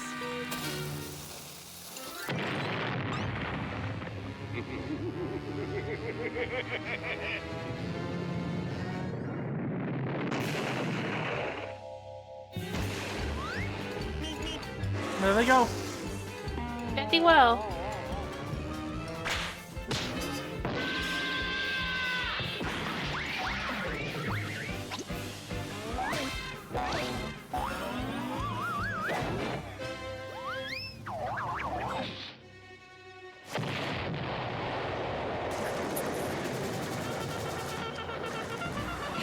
I love Explosion. .mp3.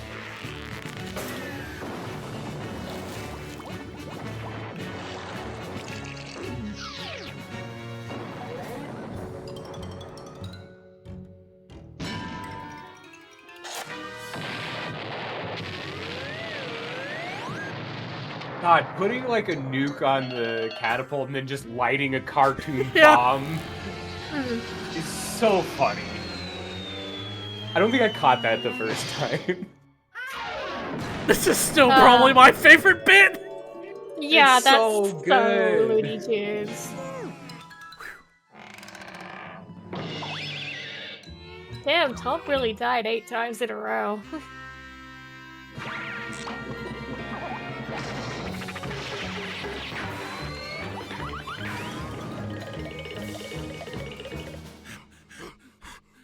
Me when I run for 5 seconds. Oh, he's doing the thing. If you believe it real, it's always real.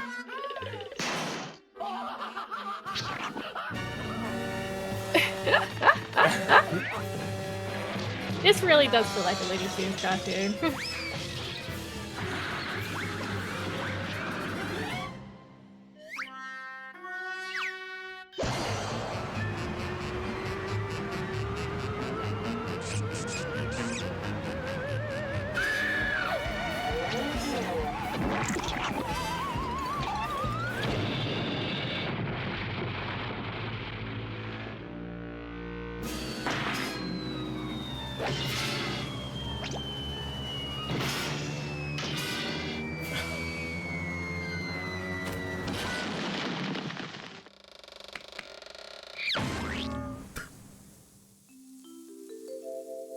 Rest in peace, Tom.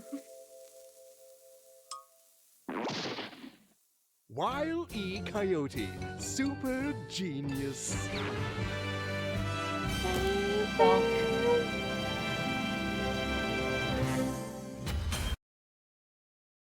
So you said you wanted to say something about this. People had some weird expectations for this episode, I feel. Oh boy. So, Tell me more. It was the poll vote from the season 10 year.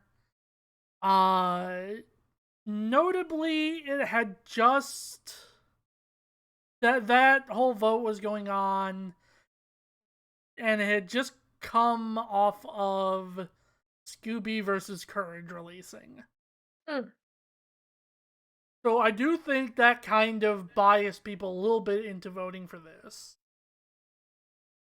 And I think people were expecting it to kind of be very much the same in terms of how much they escalated everything.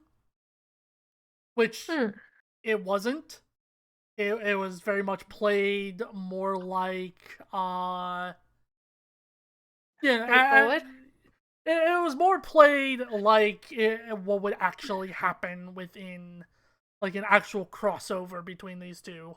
Unlike where in Scooby vs. Courage, the kind of the whole joke between that was they were friends and neither wanted to actually like kill each other, but they were trying to get one of them to deal with the spooky mask monster that was coming after them. So the whole joke was that it kept escalating further and further. Yeah. I just don't understand how you could vote for like 2 Looney Tunes characters and what you get back is a genuine, true to the original Looney Tunes cartoon, and then be unhappy that that's what you received. So it's like it legitimately felt like a Looney Tunes episode.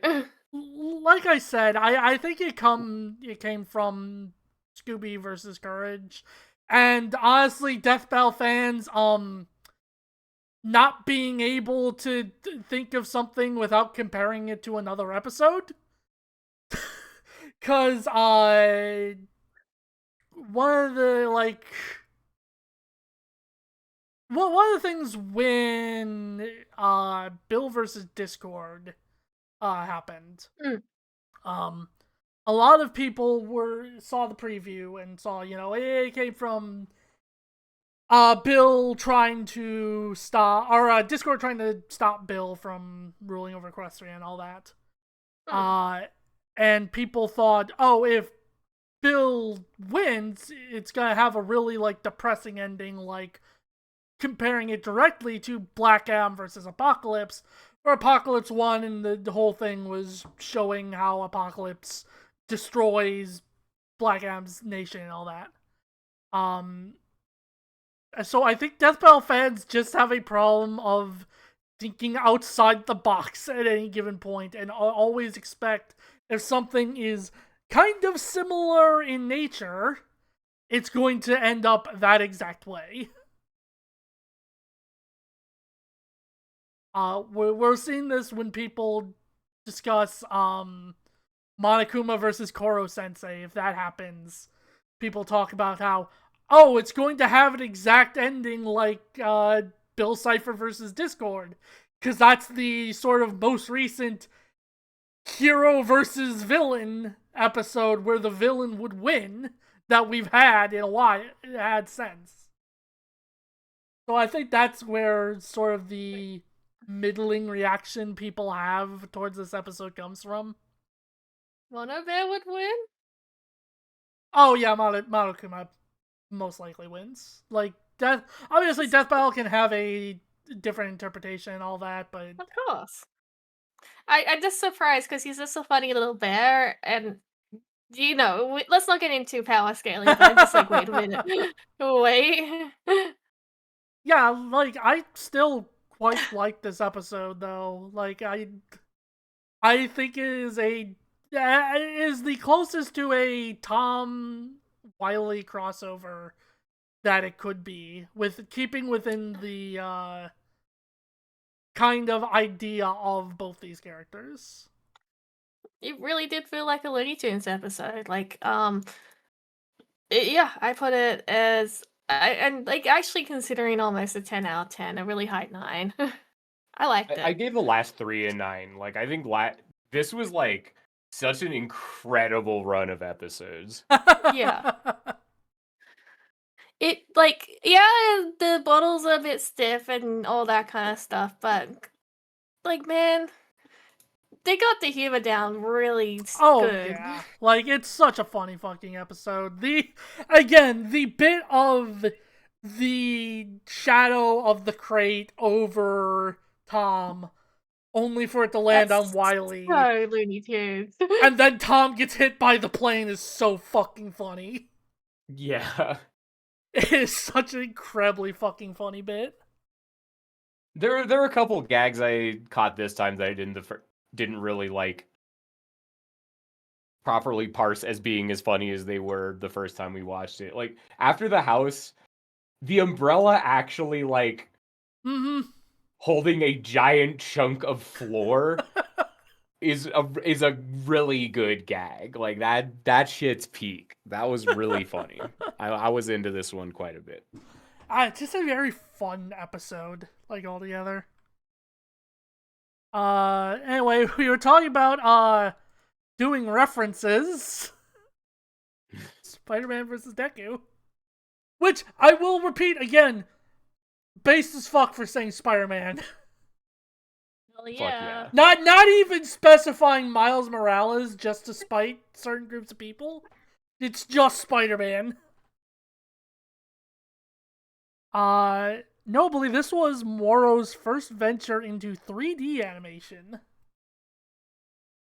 So, like, Moro went and learned 3D and 2D for this entire thing, right? He's been animating 2D for a while.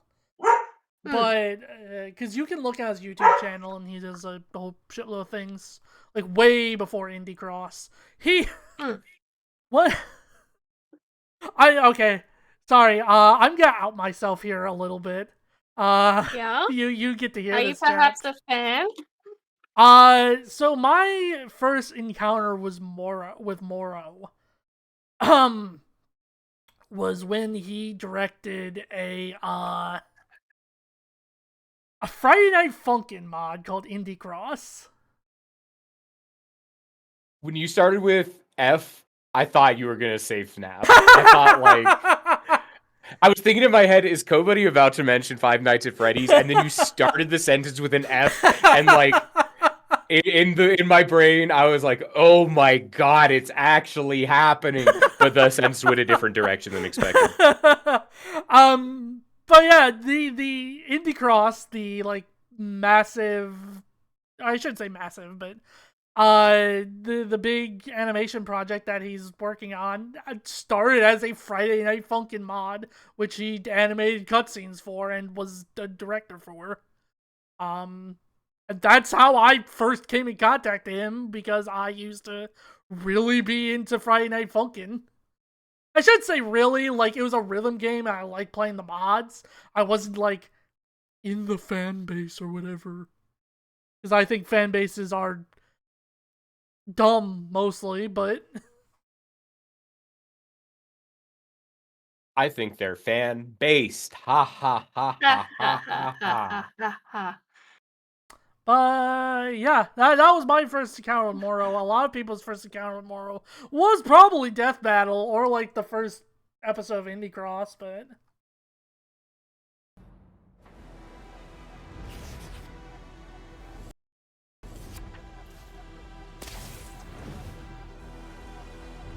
I like how Kobuddy ignored your joke, Matt.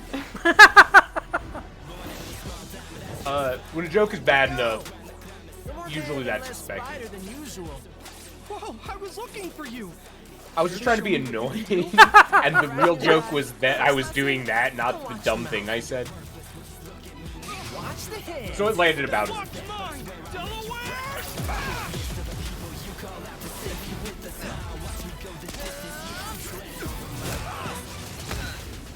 Let's try that one more time.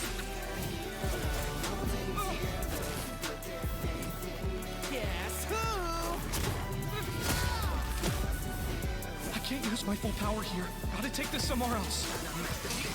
Oh, gross! You got skills, You got man. web. Haha, loser.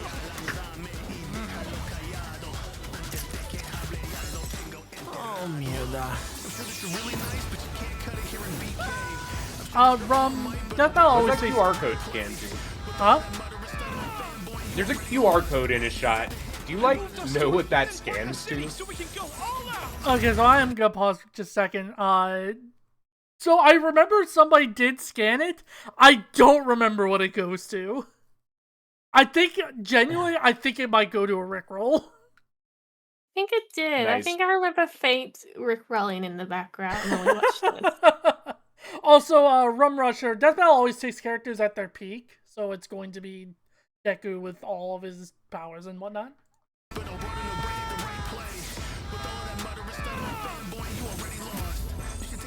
I moved us to an abandoned part of the city so we can go all out!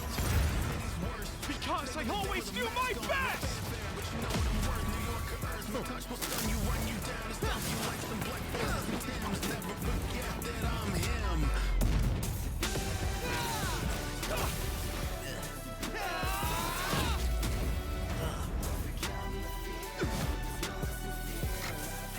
If I'm gonna do my best,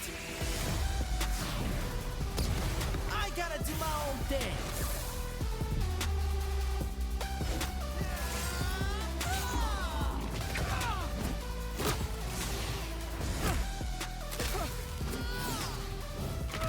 Sarah was right! Your quirk is amazing! Amazing is my buddy. They call me the ultimate Spider-Man. The one line I That's actually cute. like in this animation. Yeah, that's really cute. It's a good quip. It's got a limit! You gotta quit good if you're a Spidey.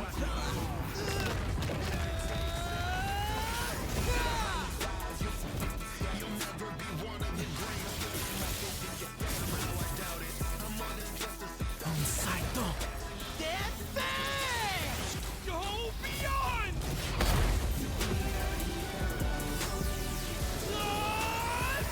Well, I hope this place is abandoned. Ah!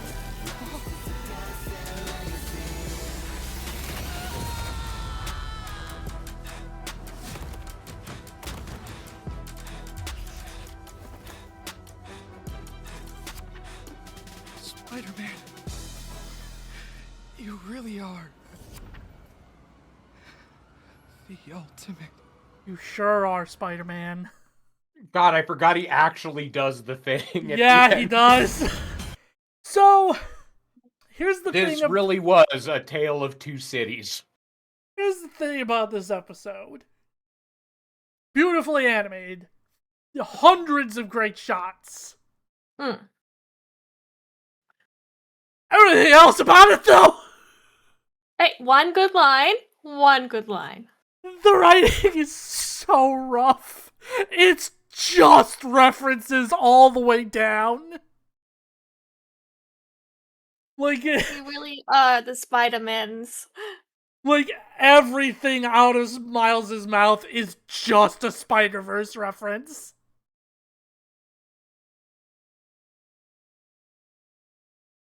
And also the sound design of this episode was really weak. Like, I think I get the intent because it was supposed to be Miles, because the whole thing is Miles' vibranium suit absorbs Deku's hits. So I think that's where kind of the intention of sort of muted sound effects kind of came from, but it just didn't really work. Especially with the final thing just sounding so limp. There's a reason why in Star Wars you hear lasers in space. It's because it sounds better if they do so. And like, they, kind of, I think in this episode, maybe they should have taken that same stance on sound design. Yeah, like I said, it is such a weird episode because like, it's one of the rare episodes I can say the animation itself was phenomenal. But I can't give it any higher than like a 7.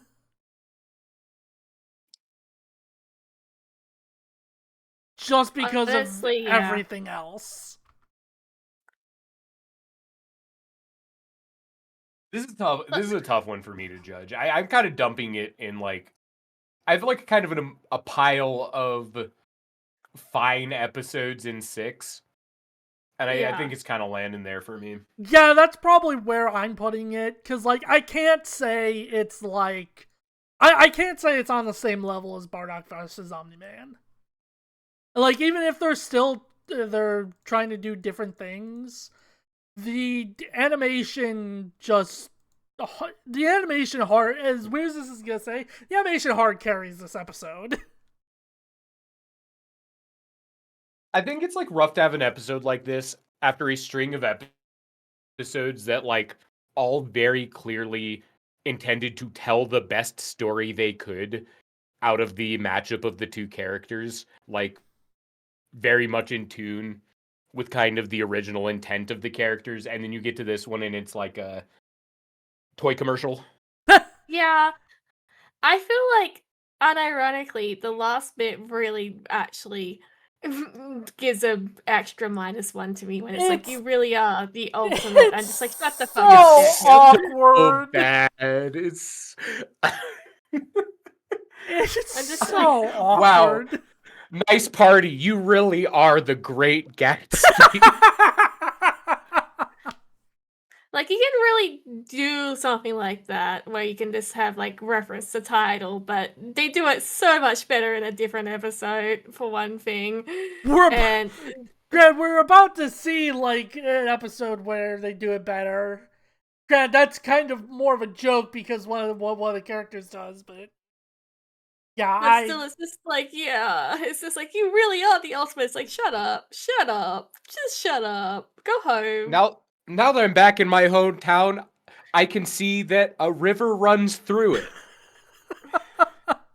You really are the ultimate Spider-Man for the PS2.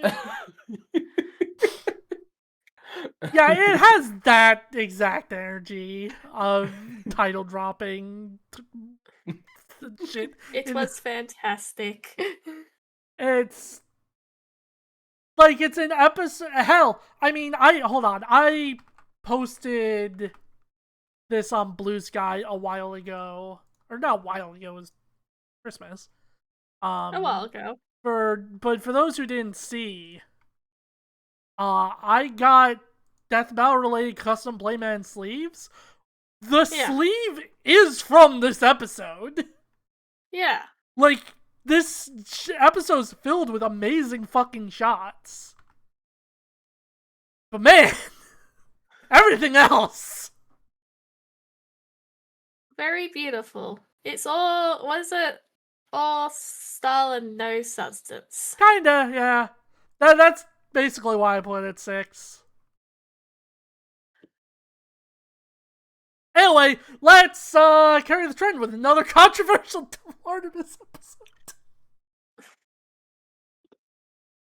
Poor guy.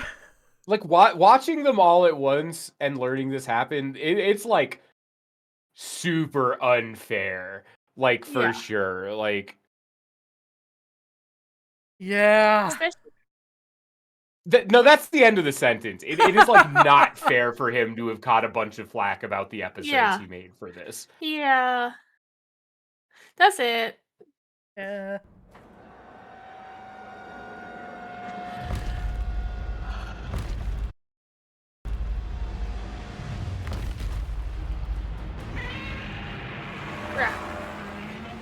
Godzilla has reached the city.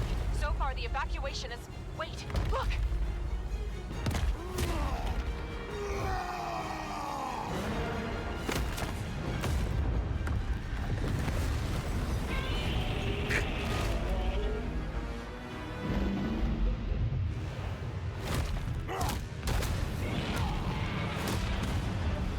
It's Marvel Rivals! I know that model! Yeah.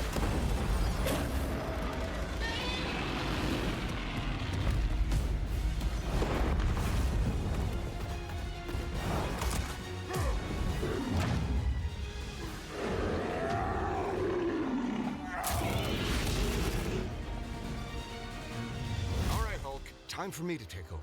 We don't want any trouble. No! Hulk stays!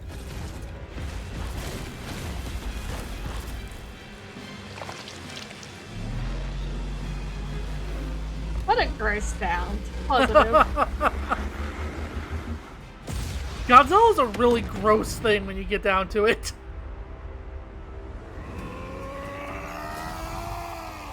You think you're strong? I scar the world!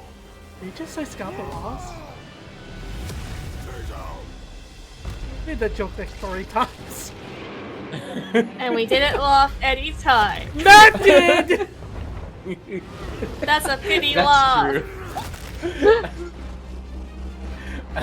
I know what he actually says to me for Vanity. It just, I think it's very funny that it sounds like he says Scott the Lost. I just think Scott the Waz is a funny name.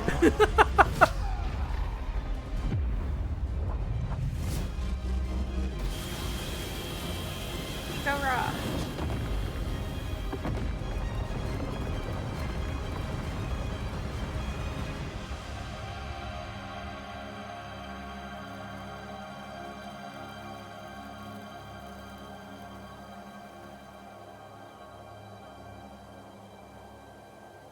Stupid lizard.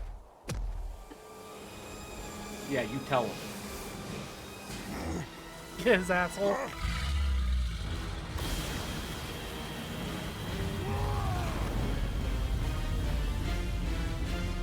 It's the stupid lizard now.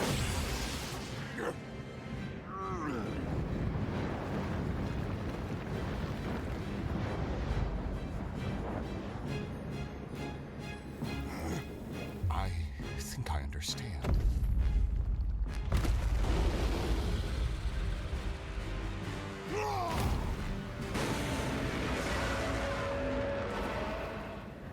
Godzilla Ultima always looks like he ate a bee. It's been days since the battle began, and the red dust is spreading. Godzilla has grown in size, but we believe we are... Oh. Smoked. How does it work?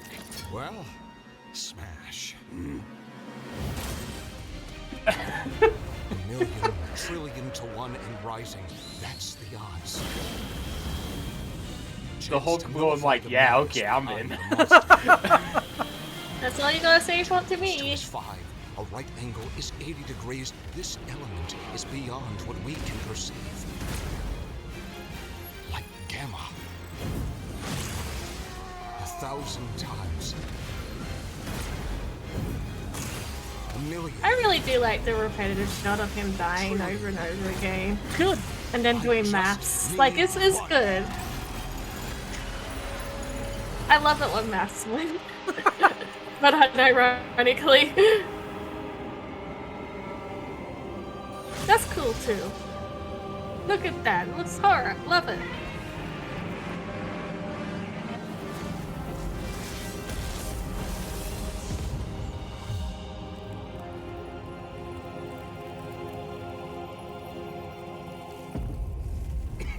You did it, big guy.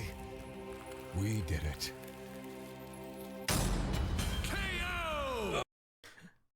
So yeah, this is a very divisive episode overall, which is funny considering where I tend to place it. You like it. I remember. I like this one a lot. Yeah. So I love at the end where Bruce Banner says, "Wow, Hulk, you really were the Incredible." So here's kind of my problem with it.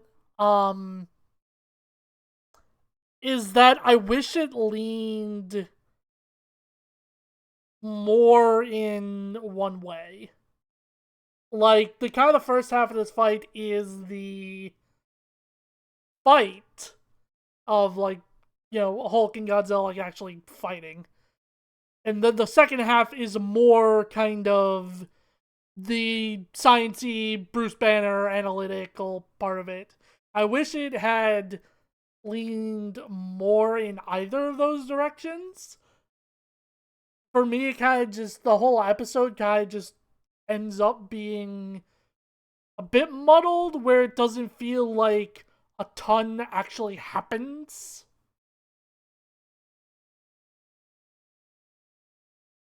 I think that's a valid criticism. I think it kind of hits for me because for the story they're trying to tell here, like, I think kind of diegetically, that's part of how it goes, is that a whole lot of nothing starts happening when it's the natural extent, like the end point of Hulk versus the end point of Godzilla, is that, like, it really just does become a lot of nothing, and, like, Bruce Banner navigating that to an end point where something happens in the background, like, works for me kind of in that framing. Yeah, if I had to pick a direction for which way for it to go, I would have picked the kind of Banner direction. I think it would have been a lot more interesting going that way. I think it would probably piss a lot of people off, but who cares? But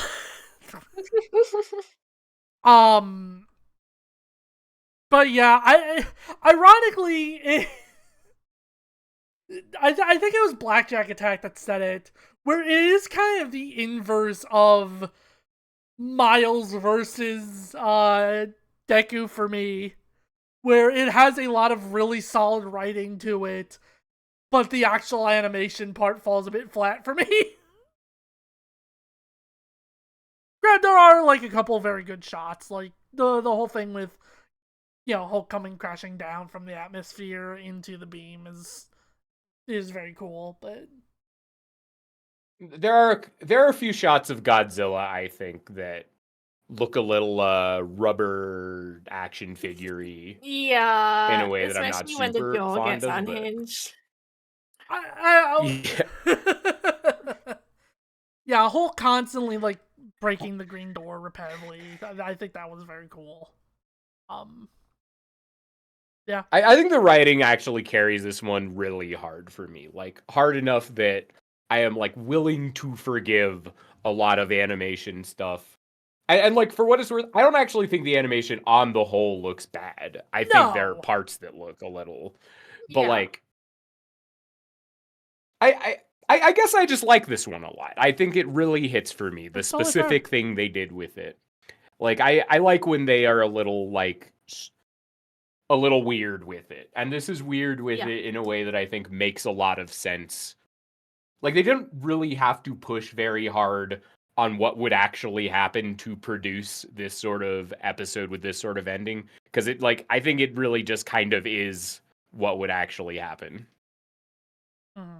And the whole thing at the end of the winner is Bruce Banner. Like, I know we're not talking about the analysis portions, but it's very nice. Especially since the previous two Hulk episodes didn't have Banner at all in the episode. So this one... That's whack. Yeah. Granted, they were up against characters that doesn't necessarily facilitate as well as Godzilla does, because it was Doomsday and Broly. But Banner's still a pretty key part of Hulk.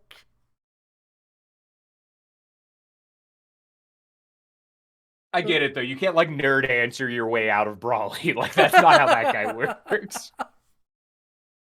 Maybe emotional nerd way, but not the other way.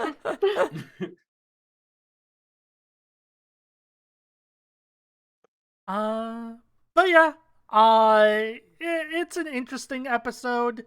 Like I said, I would have liked it if they went harder in either of the directions, but what we got is what we got.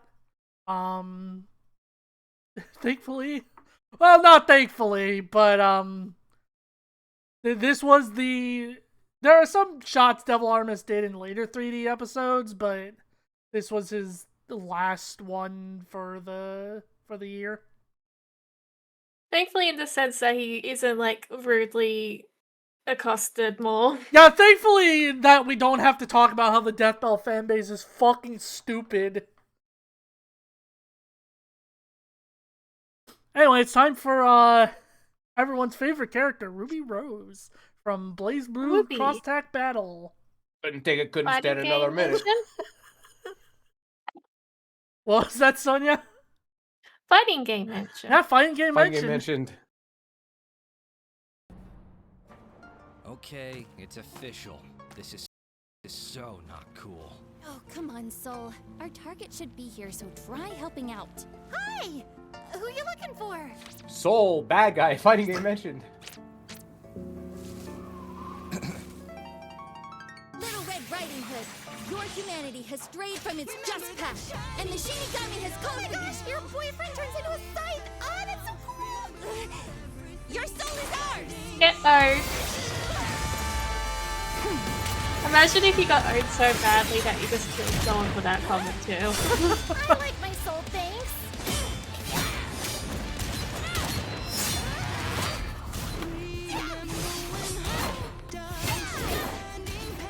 Won't lie, Red. Your moves are sick, but too slow for my Meister. You haven't seen anything yet! Why do you feel like you watched this already? You probably did if you were here before. But we can handle it! Let's go, Soul Regiment!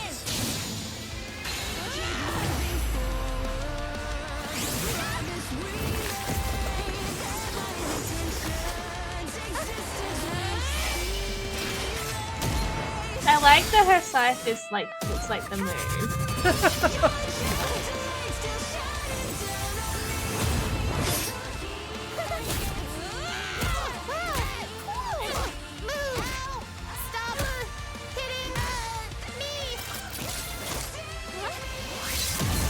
Fun. Get back here! What's a neutral special?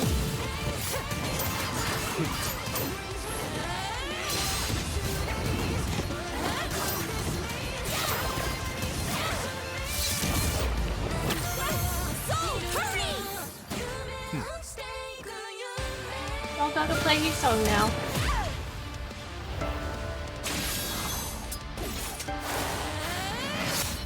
Interesting. Her soul forms a barrier. Try helping out. Relax.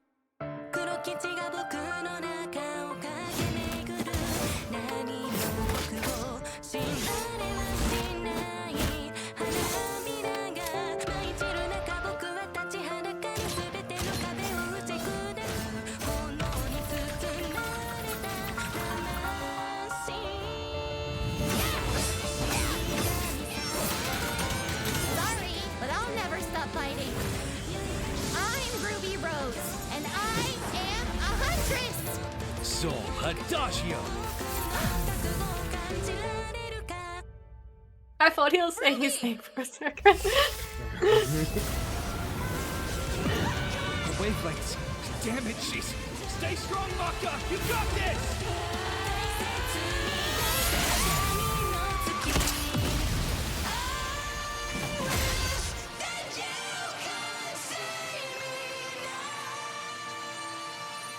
A simple, honest soul.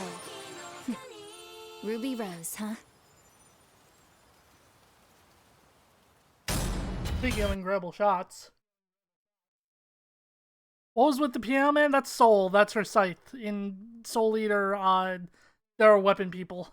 Also, my ping tuber crashed. The Stand tides another must day be without you in it. So fucked up, the tides. I would not want to be on that planet right now. Yeah, true, Ruby Rose. You really were the ultimate. No, we're never gonna be able to stop saying that. Which, ironically, again, it does another. This does a respectful death that they were trying to do with fucking Miles versus Deku so much better. Like, I don't want to be mean, but sometimes you can be a little mean. We're very kind on this channel. I feel it's like just so funny. But yeah, very. No, this was a beautiful episode. Yeah, extremely this good one. choreography. The big thing is just I cannot imagine animating two scythes fighting was fucking easy.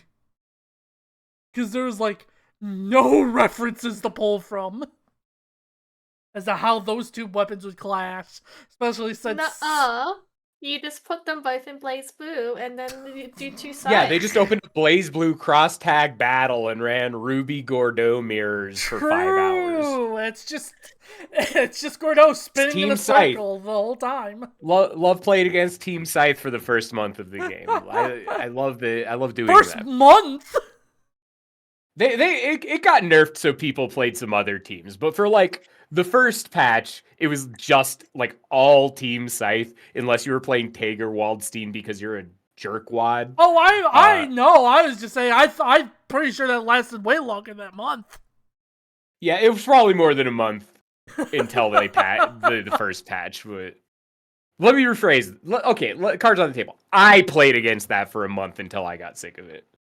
Maybe other people kept playing against Team Scythe, but I did something else. That was a very important thing that I forgot to fucking show when we first watched. Subscribe and join as a member to see saw. more Death Battle. Thanks for watching. Oh. Yeah. Because we're not supposed to cry. Because the whole thing for this episode was, it was specifically requested by Monty. Yeah. And obviously, Monty passed. So he never got to really see this episode come to fruition. And, here we are. Yeah. But yeah, just a very well choreographed, pretty looking episode.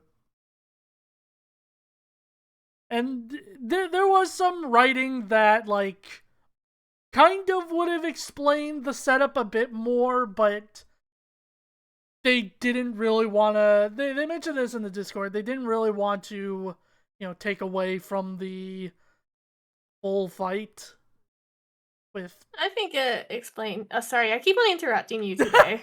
Because, yeah, there was supposed to be a whole thing about how it was Salem who's the big bad of Ruby that was the one who kind of sent Maka to kill Ruby Rose.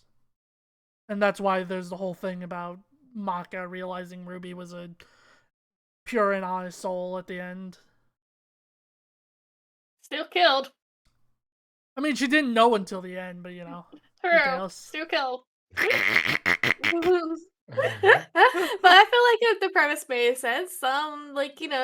These two are doing a job. No hard feelings. Also. That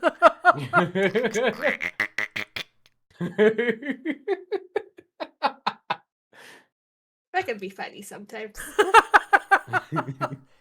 Yeah, this is, by virtue of the animation alone, which, again, kind of ironically, that's sort of what Ruby is it's kind of carried by its animation, so it's fitting.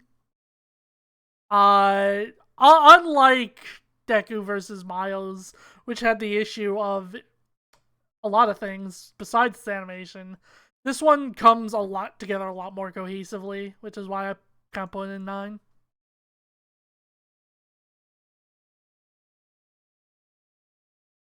I ended up putting it at an 8, but a high 8. Mm-hmm. I put it in a 9.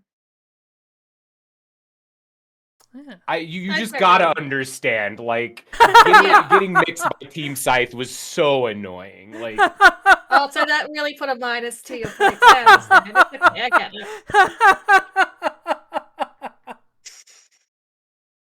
Yeah, like I said, choreography of the fight is really fucking good.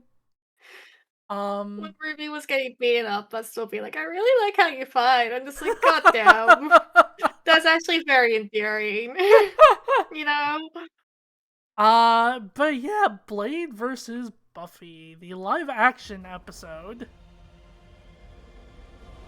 Which again, get ready for the long one.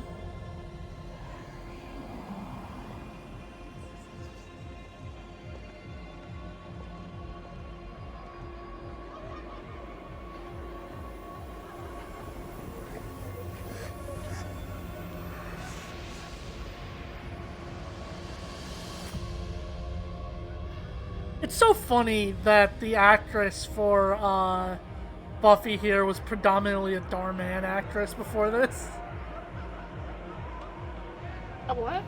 Actress? Okay, buddy? You'll learn about when you're older. Hmm.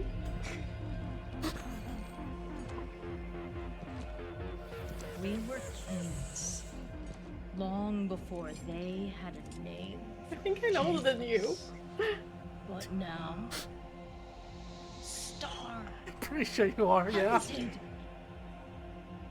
Forgotten. You have waited long enough. Tonight, we remember who we were. Tonight, we take back what was always ours. Pretty sure it's not supposed to be anyone at all. It's just a vampire rim rusher. We feast. Daywalker. And she. It's just the start.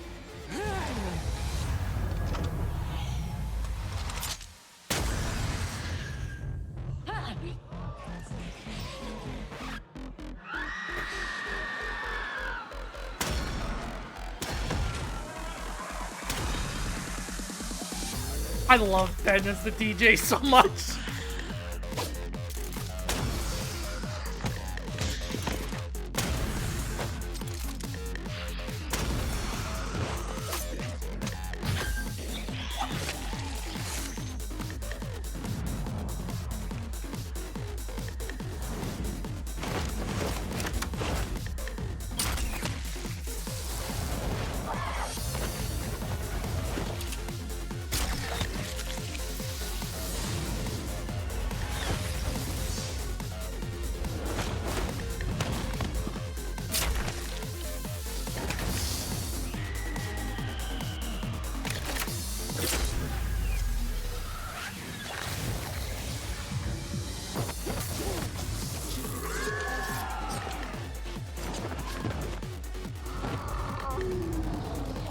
So, which vampire book do you think you were? My favorite. I was definitely the. Go ahead. How are you? I was gonna say I'm pretty sure the goodbye DJ. I'm pretty sure the actor fiction for Blade here did TikToks of him acting like Blade. Oh, that's really cool, actually. Anyway, to answer your question, Sonia, I was a Cirque du Freak kid. I was definitely the one that got hit by accidental, like, damage, not like even directly KO'd. Oh, that's what you were asking. Yeah. I thought you were asking. I forgot about Cirque du Freak. Yeah, I thought you I were read asking those. which vampire books we read as kids. Nah, I said look. Basically, tag yourself. She was just a kid. Not anymore.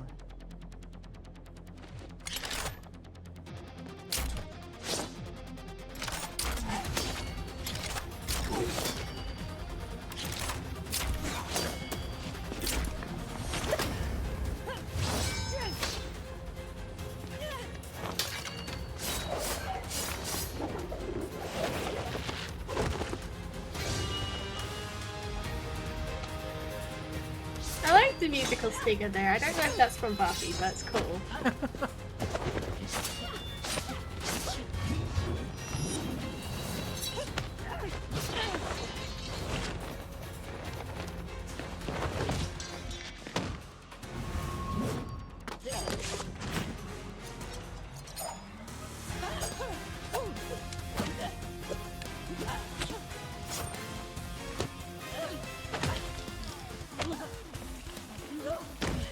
You out your damn mind?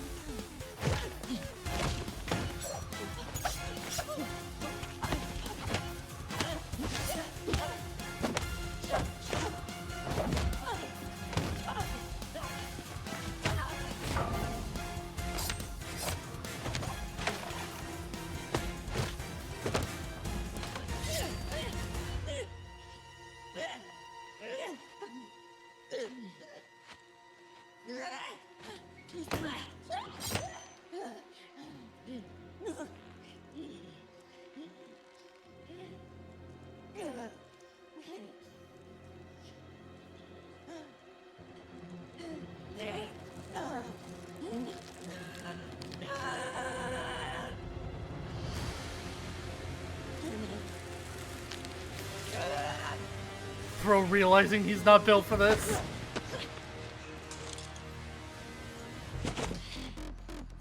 He reloaded his fist. Some motherfucker trying to ice skate uphill.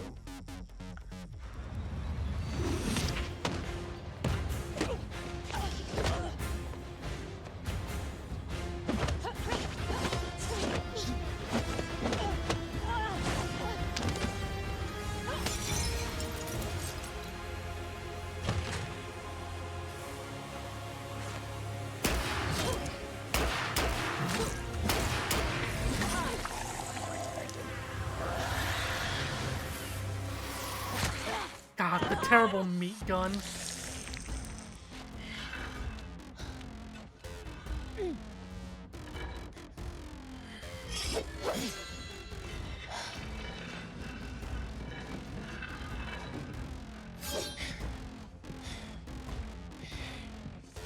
Another sword.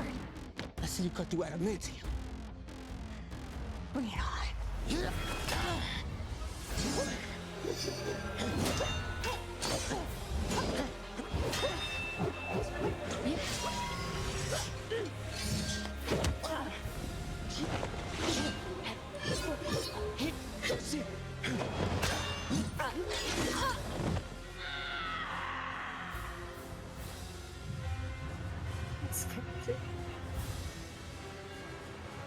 Blade. Blade, my dude, you gotta stop aura farming.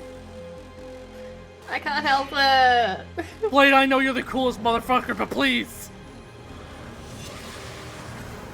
Please, I know I'm gonna die. I may as well look cool while I die.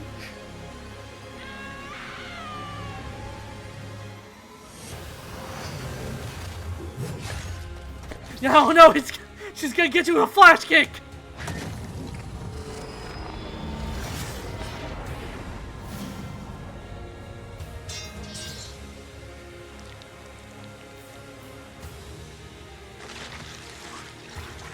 Sorry, Blade. Wow, Buffy, you really were the vampire slayer. God damn it, man. Even Oreo hates it. It's like you got ahead of yourself. God. The final fucking line is so funny. This too is a white woman normal. So yeah, third ever live action episode. I think it goes without saying it's probably the best one. There's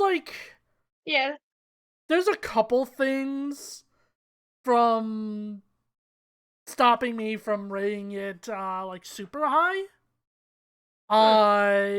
The big things is I think the bathroom segment is really rough to watch. It's so long. It's just the constant camera angles make it kind of a little annoying is the best way I can put it. Yeah. The way the camera angles swap in the bathroom, and like there's a lot of camera angle swapping in the fight in general, which I find to be a little annoying, but it's very exemplified within the bathroom because of how cramped it is. And yeah, the intro is very fun of the whole vampire fight. The entire lead up to the actual like fight between Buffy versus Blade is very fun. I think that's my favorite part too. I think my favorite part is that it actually feels like this is gonna sound kind of odd. They actually do feel like they're hitting each other. Like there's some action things that are live action where it's just it feels so fake, but you can say it any Marvel movie. Yeah, okay, any Marvel movie. You're right. I was trying to be nice, even though they're like a capitalist. I was gonna say we don't have to be nice to Disney. I know, but I'm trying to not upset people, but you know, it's a really solid fight in the sense that it actually feels like a fight, and that's partially why they did a lot of the swapping the camera angles as well to hide any like hits. But fantastic, like when Buffy gets stabbed by the gross little finger, I feel it. It The meat actually gun. feels like she Yeah. yeah, the meat gun. I hate it. I do. The only problem is I do think it's a very long battle. I feel like Oh, the yeah. bathroom scene really lingers. I think they just really like that spot because it's a really cool looking bathroom. It's It is just a pretty cool looking bathroom. Oh god, you can see most of it. hold on. I need to find I need to remember what the name of the club that they filmed at was, because it's fucking hilarious. While I'm doing that, This company did. Matt, why don't you give your thoughts? Yeah. I didn't have a lot to add because I largely agree with everything that was said. Like it's tough to do a live action fight scene. It is like famously tough to make these look good. And for an independent operation that mostly does animations, like it is genuinely pretty impressive what they were able to accomplish with this one. Yes. I think like I don't do super well with like non-stylized realistic blood and gore. Like it's not to the degree that I can't watch it, just I'm not the target audience for it. So like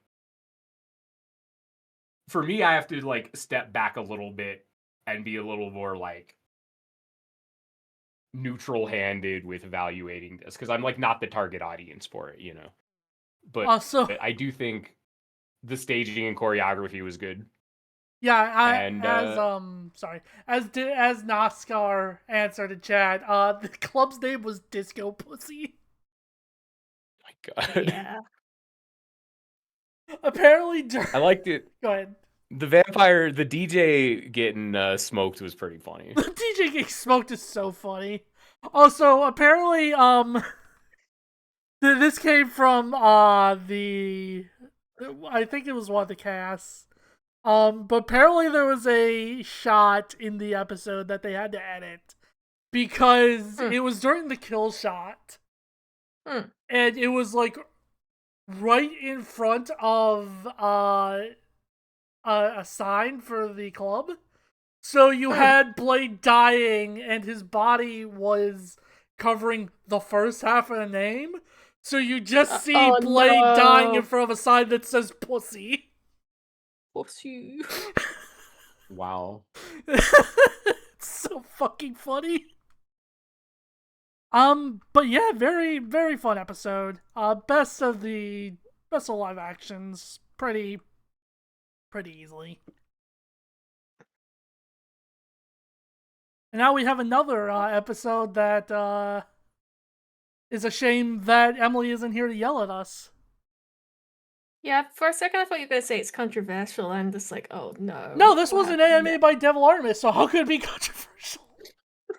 Shut up.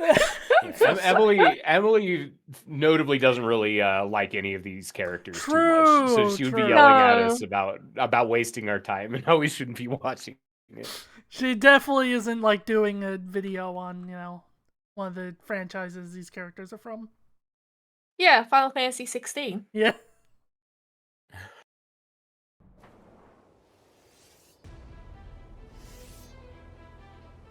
Yes, my boy.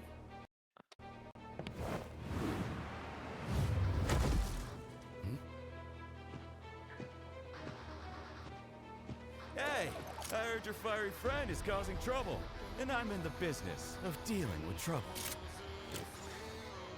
Leave now. I have a god to kill. The last thing that will stop me is a demon.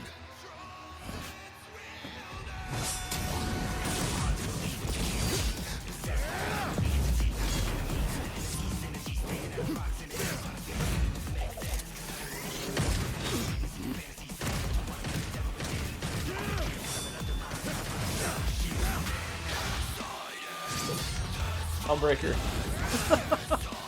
Let's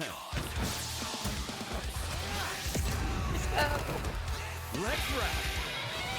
God, he's so stupid, but he's so cool. Fancy yourself a bard. I'm glad that they understand that Dante is supposed to get goofy with it.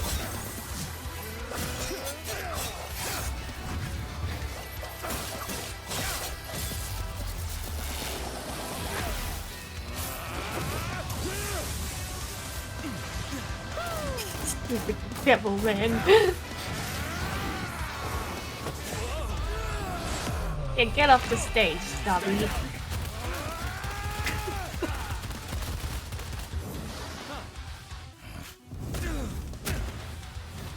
No hiding in the shadows anymore, Smokey.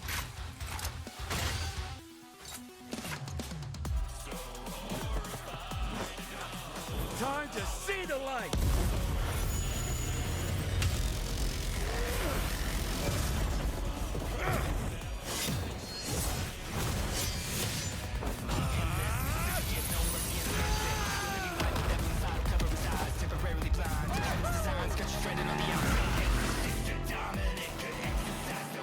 What the hell is that?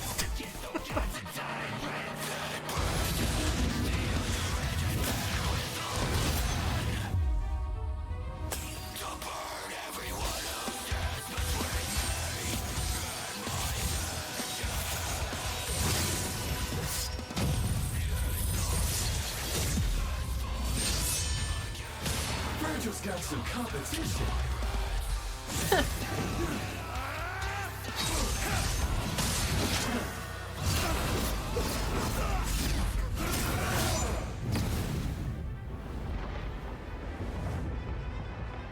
Still holding out on me. That's the super fighting game mentioned. Really do. So the devil cries for more. Let's give him everything we've got. I love that line so much. So good. It's so funny. And this has to be Ben's star. It's not, actually. Really? They did a really good job getting Clive's voice.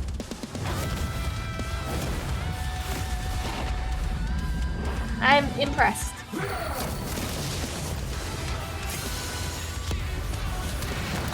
I won't underestimate you.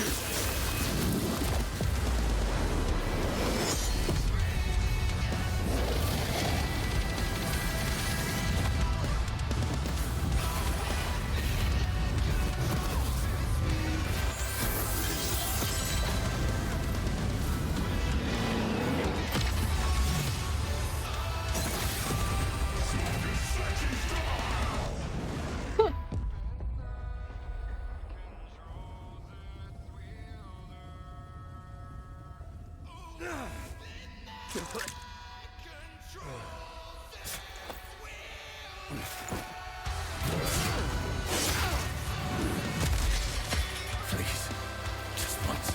I need more. It's been a bash, Smokey. I need it.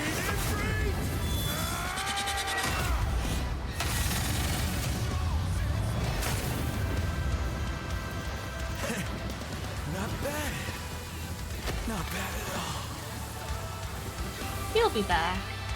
After a fight like this, a god will be nothing.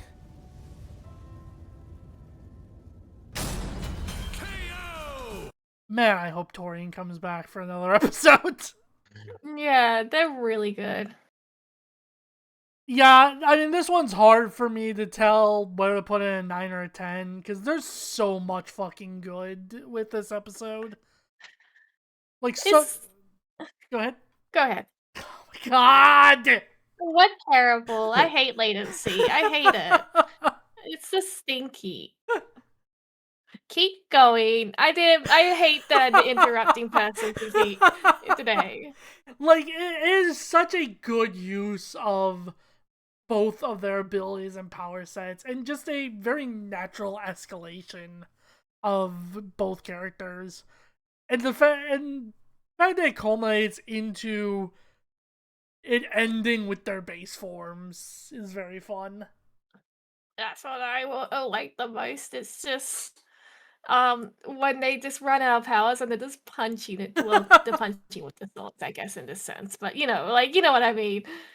It's great. Yeah, It feels like a real full-barreled fist fight. Yeah, I don't know if this was actually ever confirmed anywhere, but I did hear that it was supposed to be like a Simone anti-mod or fist fight at the end, but they didn't want to like straight up do like what they did in Kyle versus Simone again. Which I think is fair. The answer to that flare sword is this was Dante after he had basically gone down to 1 MP HP, effectively. So it wasn't he had expended himself so much it wasn't something he could easily recover from. Yeah. But it's okay, he died before. He can come back to life. Yeah, he's fine. Yeah. He'll be in Marvel 4. Yeah. No, he won't. Not because he wouldn't be in Marvel 4, because Marvel 4 is not happening. You and I both know this.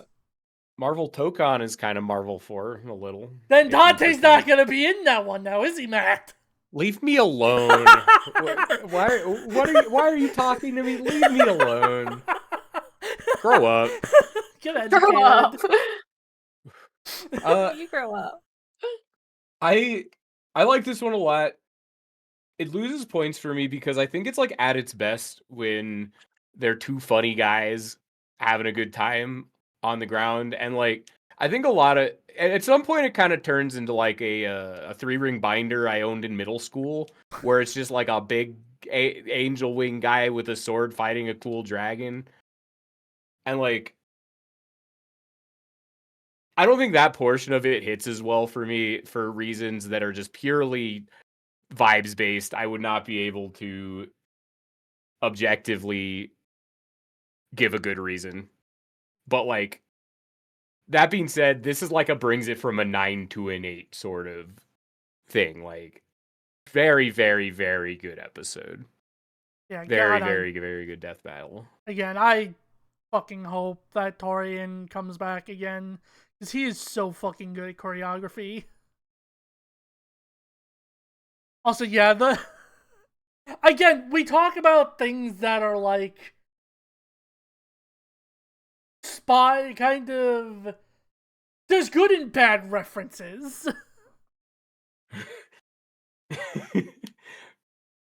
Well, Dante, you really were the ultimate Marvel vs. Capcom 3, A Fate of Two Worlds. Like, there's fucking Miles dropping Spider-Verse quote after Spider-Verse quote versus referencing a line from Final Fantasy 16, but twisting it to say, so the devil cries for more. And that's fucking good. It's good. Ultimate first. If that's like literally the only reference the entire time, like written reference, then yeah, it lands. Dante makes a reference to, weirdly enough, Virgil's theme song. But like, it's said in a way that also makes fucking sense. Because he says no hiding in the shadows anymore, which is a lyric from Virgil's theme, but I like that he calls him Smokey. yeah. It's cute. They should kiss. You think that about most characters. Look, they should finish their battle and kiss instead. It might also be Nero's theme. I genuinely can't remember. I just remember Emily shouting, "That's your brother's theme," from during our reaction. And yeah, we are at the year's finale. Ash versus Yugi. Children fighting. We get to see it once more. I'm gonna be right back for one moment. Fine. There is a wasp in our room. Oh no! Touch a bee. No! Good. That's not a bee! Matt! Oh no! That's not a bee at all! Oh no! This is my greatest foible. Hold on, while Sonya's Sonya's doing that. I'm gonna save some of these save some of these rum arts and put them in my fan art folder.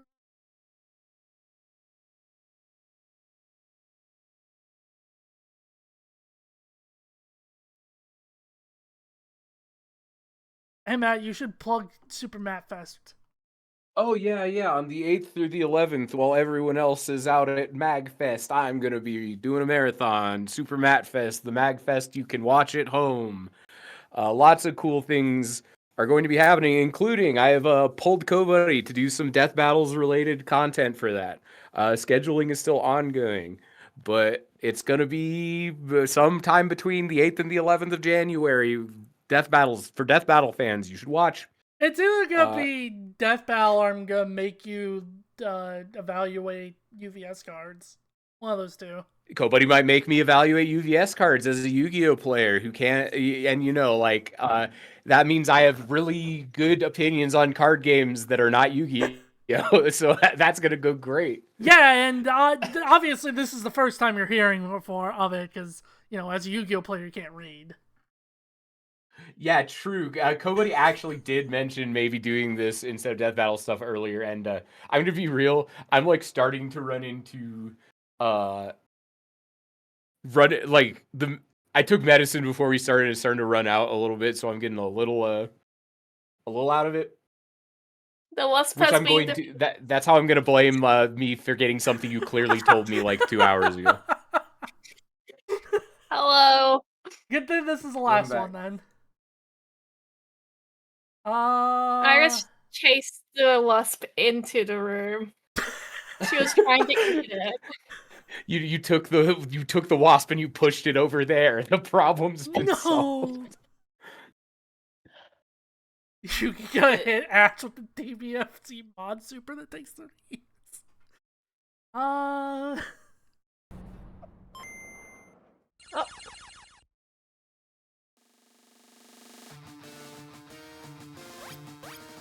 I know him, that's Pikachu.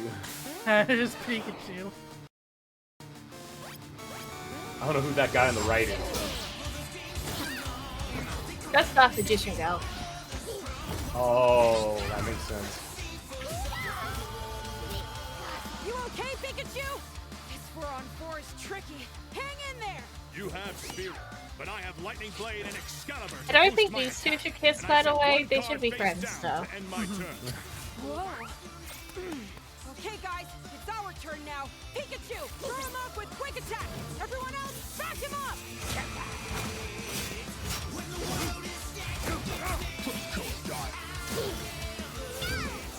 Great job. Now, Thunderbolt. Don't get ahead of yourself. You forgot about my face down card. Rise, Dimension Space. There's something about Tom Schalk's delivery on that line that just tickles me. I believe Ash almost died. Oh, I get it. Good thing we brought them all, right, Pikachu? Oh, I get it. A couple of Weisenheimers. Whoa, cow be upon you. Also, yes, Bato, extremely so. Yu-Gi-Oh goes insane places. I like that PNG of Joey.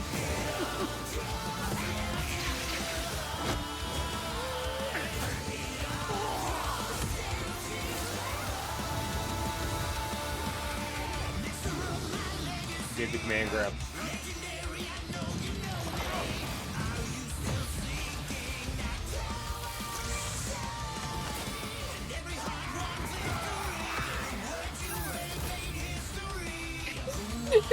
This looks Haribo.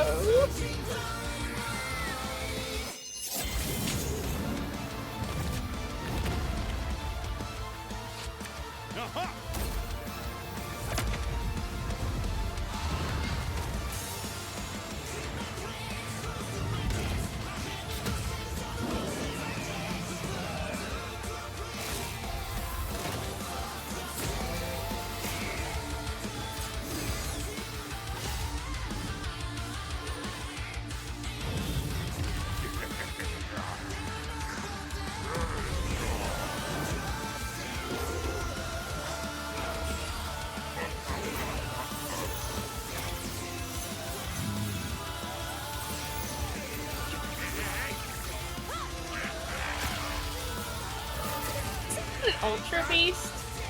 Yeah, he has one. Okay.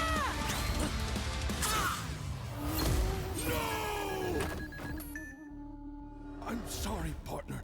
Don't worry. It's my turn now. I will say that, like, low camera view, such a Yu-Gi-Oh! Shot. Oh, yeah. Look at these weebs.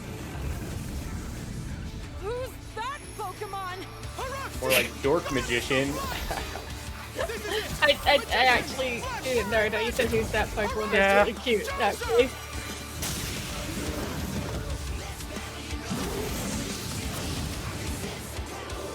I mean, it's yellow. It could be Pikachu.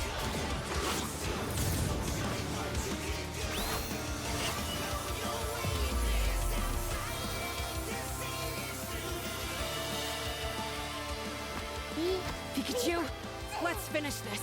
Together! See, Pikachu's immune to paralyzation because he's a Thunder type.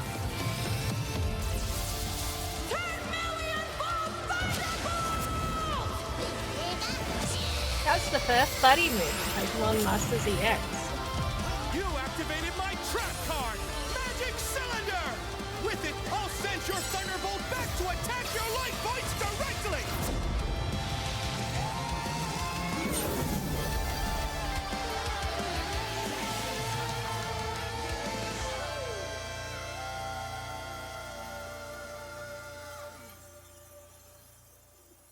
That was an awesome duel, Ash.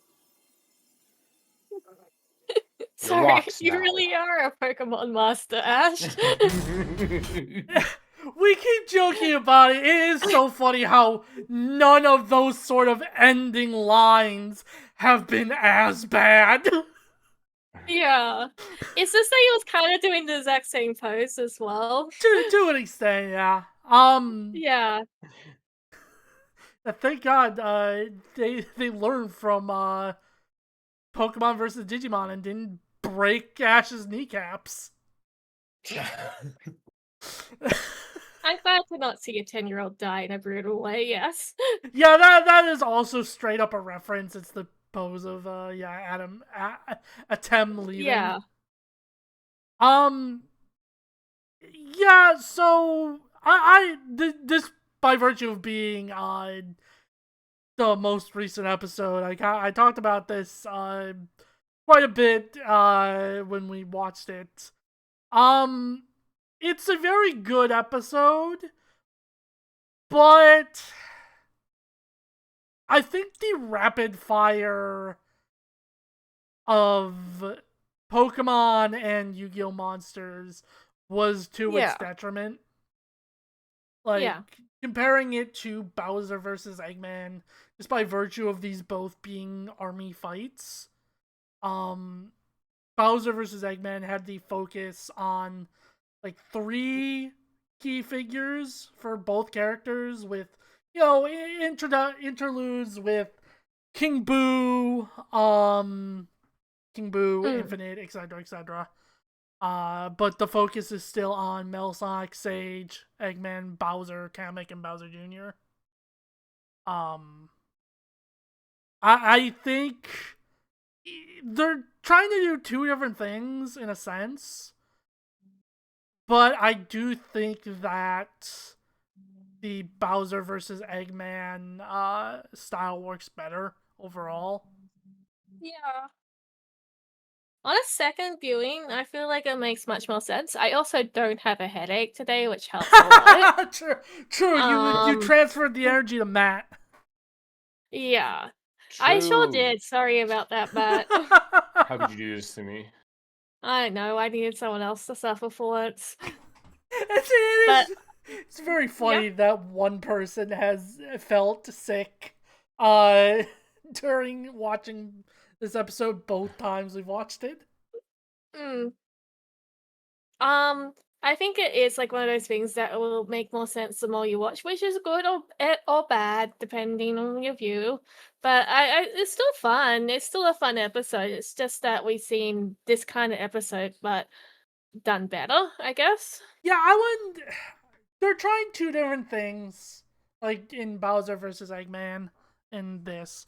I just think the Bowser versus Eggman style, where there is a focus on a core set of characters rather than trying to stuff as many as possible, works better. Yeah.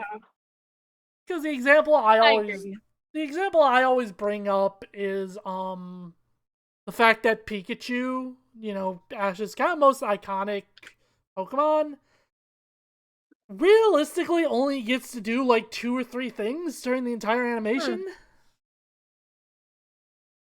And the same with Dark Magician and Dark Magician Girl. And Slifer. So I think it would have been better. Who would Yugi's 3 be? Dark Magician, Slifer, Karibo, Summon Skull, one of those. Yeah. And obviously... Celtic Guardian, who dies all the time. Celtic Guardian, who got suplexed by a cat. And Araki could probably be like fucking the equivalent to, whatchamacallit, the Death Egg in Bowser vs. Eggman. But it's still a very fun and good episode. It's cute. It also, I think, suffered a little bit from overhype. Because people were definitely very... kind of in a similar way to Wily versus Tom, kind of getting in their minds as to what the episode could be versus what it actually was. But, yeah, I have my tier list. Y'all are free to post yours in the group channel. I will post them to Blue Sky. As we let Miniature Matthew get some well-deserved rest. I keep trying to copy and paste this and things keep going wrong for me. There we go. Okay. Oh, you use the actual tier maker. I just use the snippy tool. Oh, I wonder if... Wait, maybe I just sent Kobuddy a link to the tier list. Yeah, that's what you did. Okay, let me open up my snippy tool. I was like, wow, my list sorry. looks exactly like yours. Matt's going through it a little bit. I'm having a moment. It is very funny seeing the wide gulf. Alright, I'm gonna rage all over so Matt can go to sleep. I actually have to go to sleep soon too myself because I have to. I'm also very hungry. I'm raiding y'all Emrys. The raid message is Emrys, you truly were the ultimate. Yes.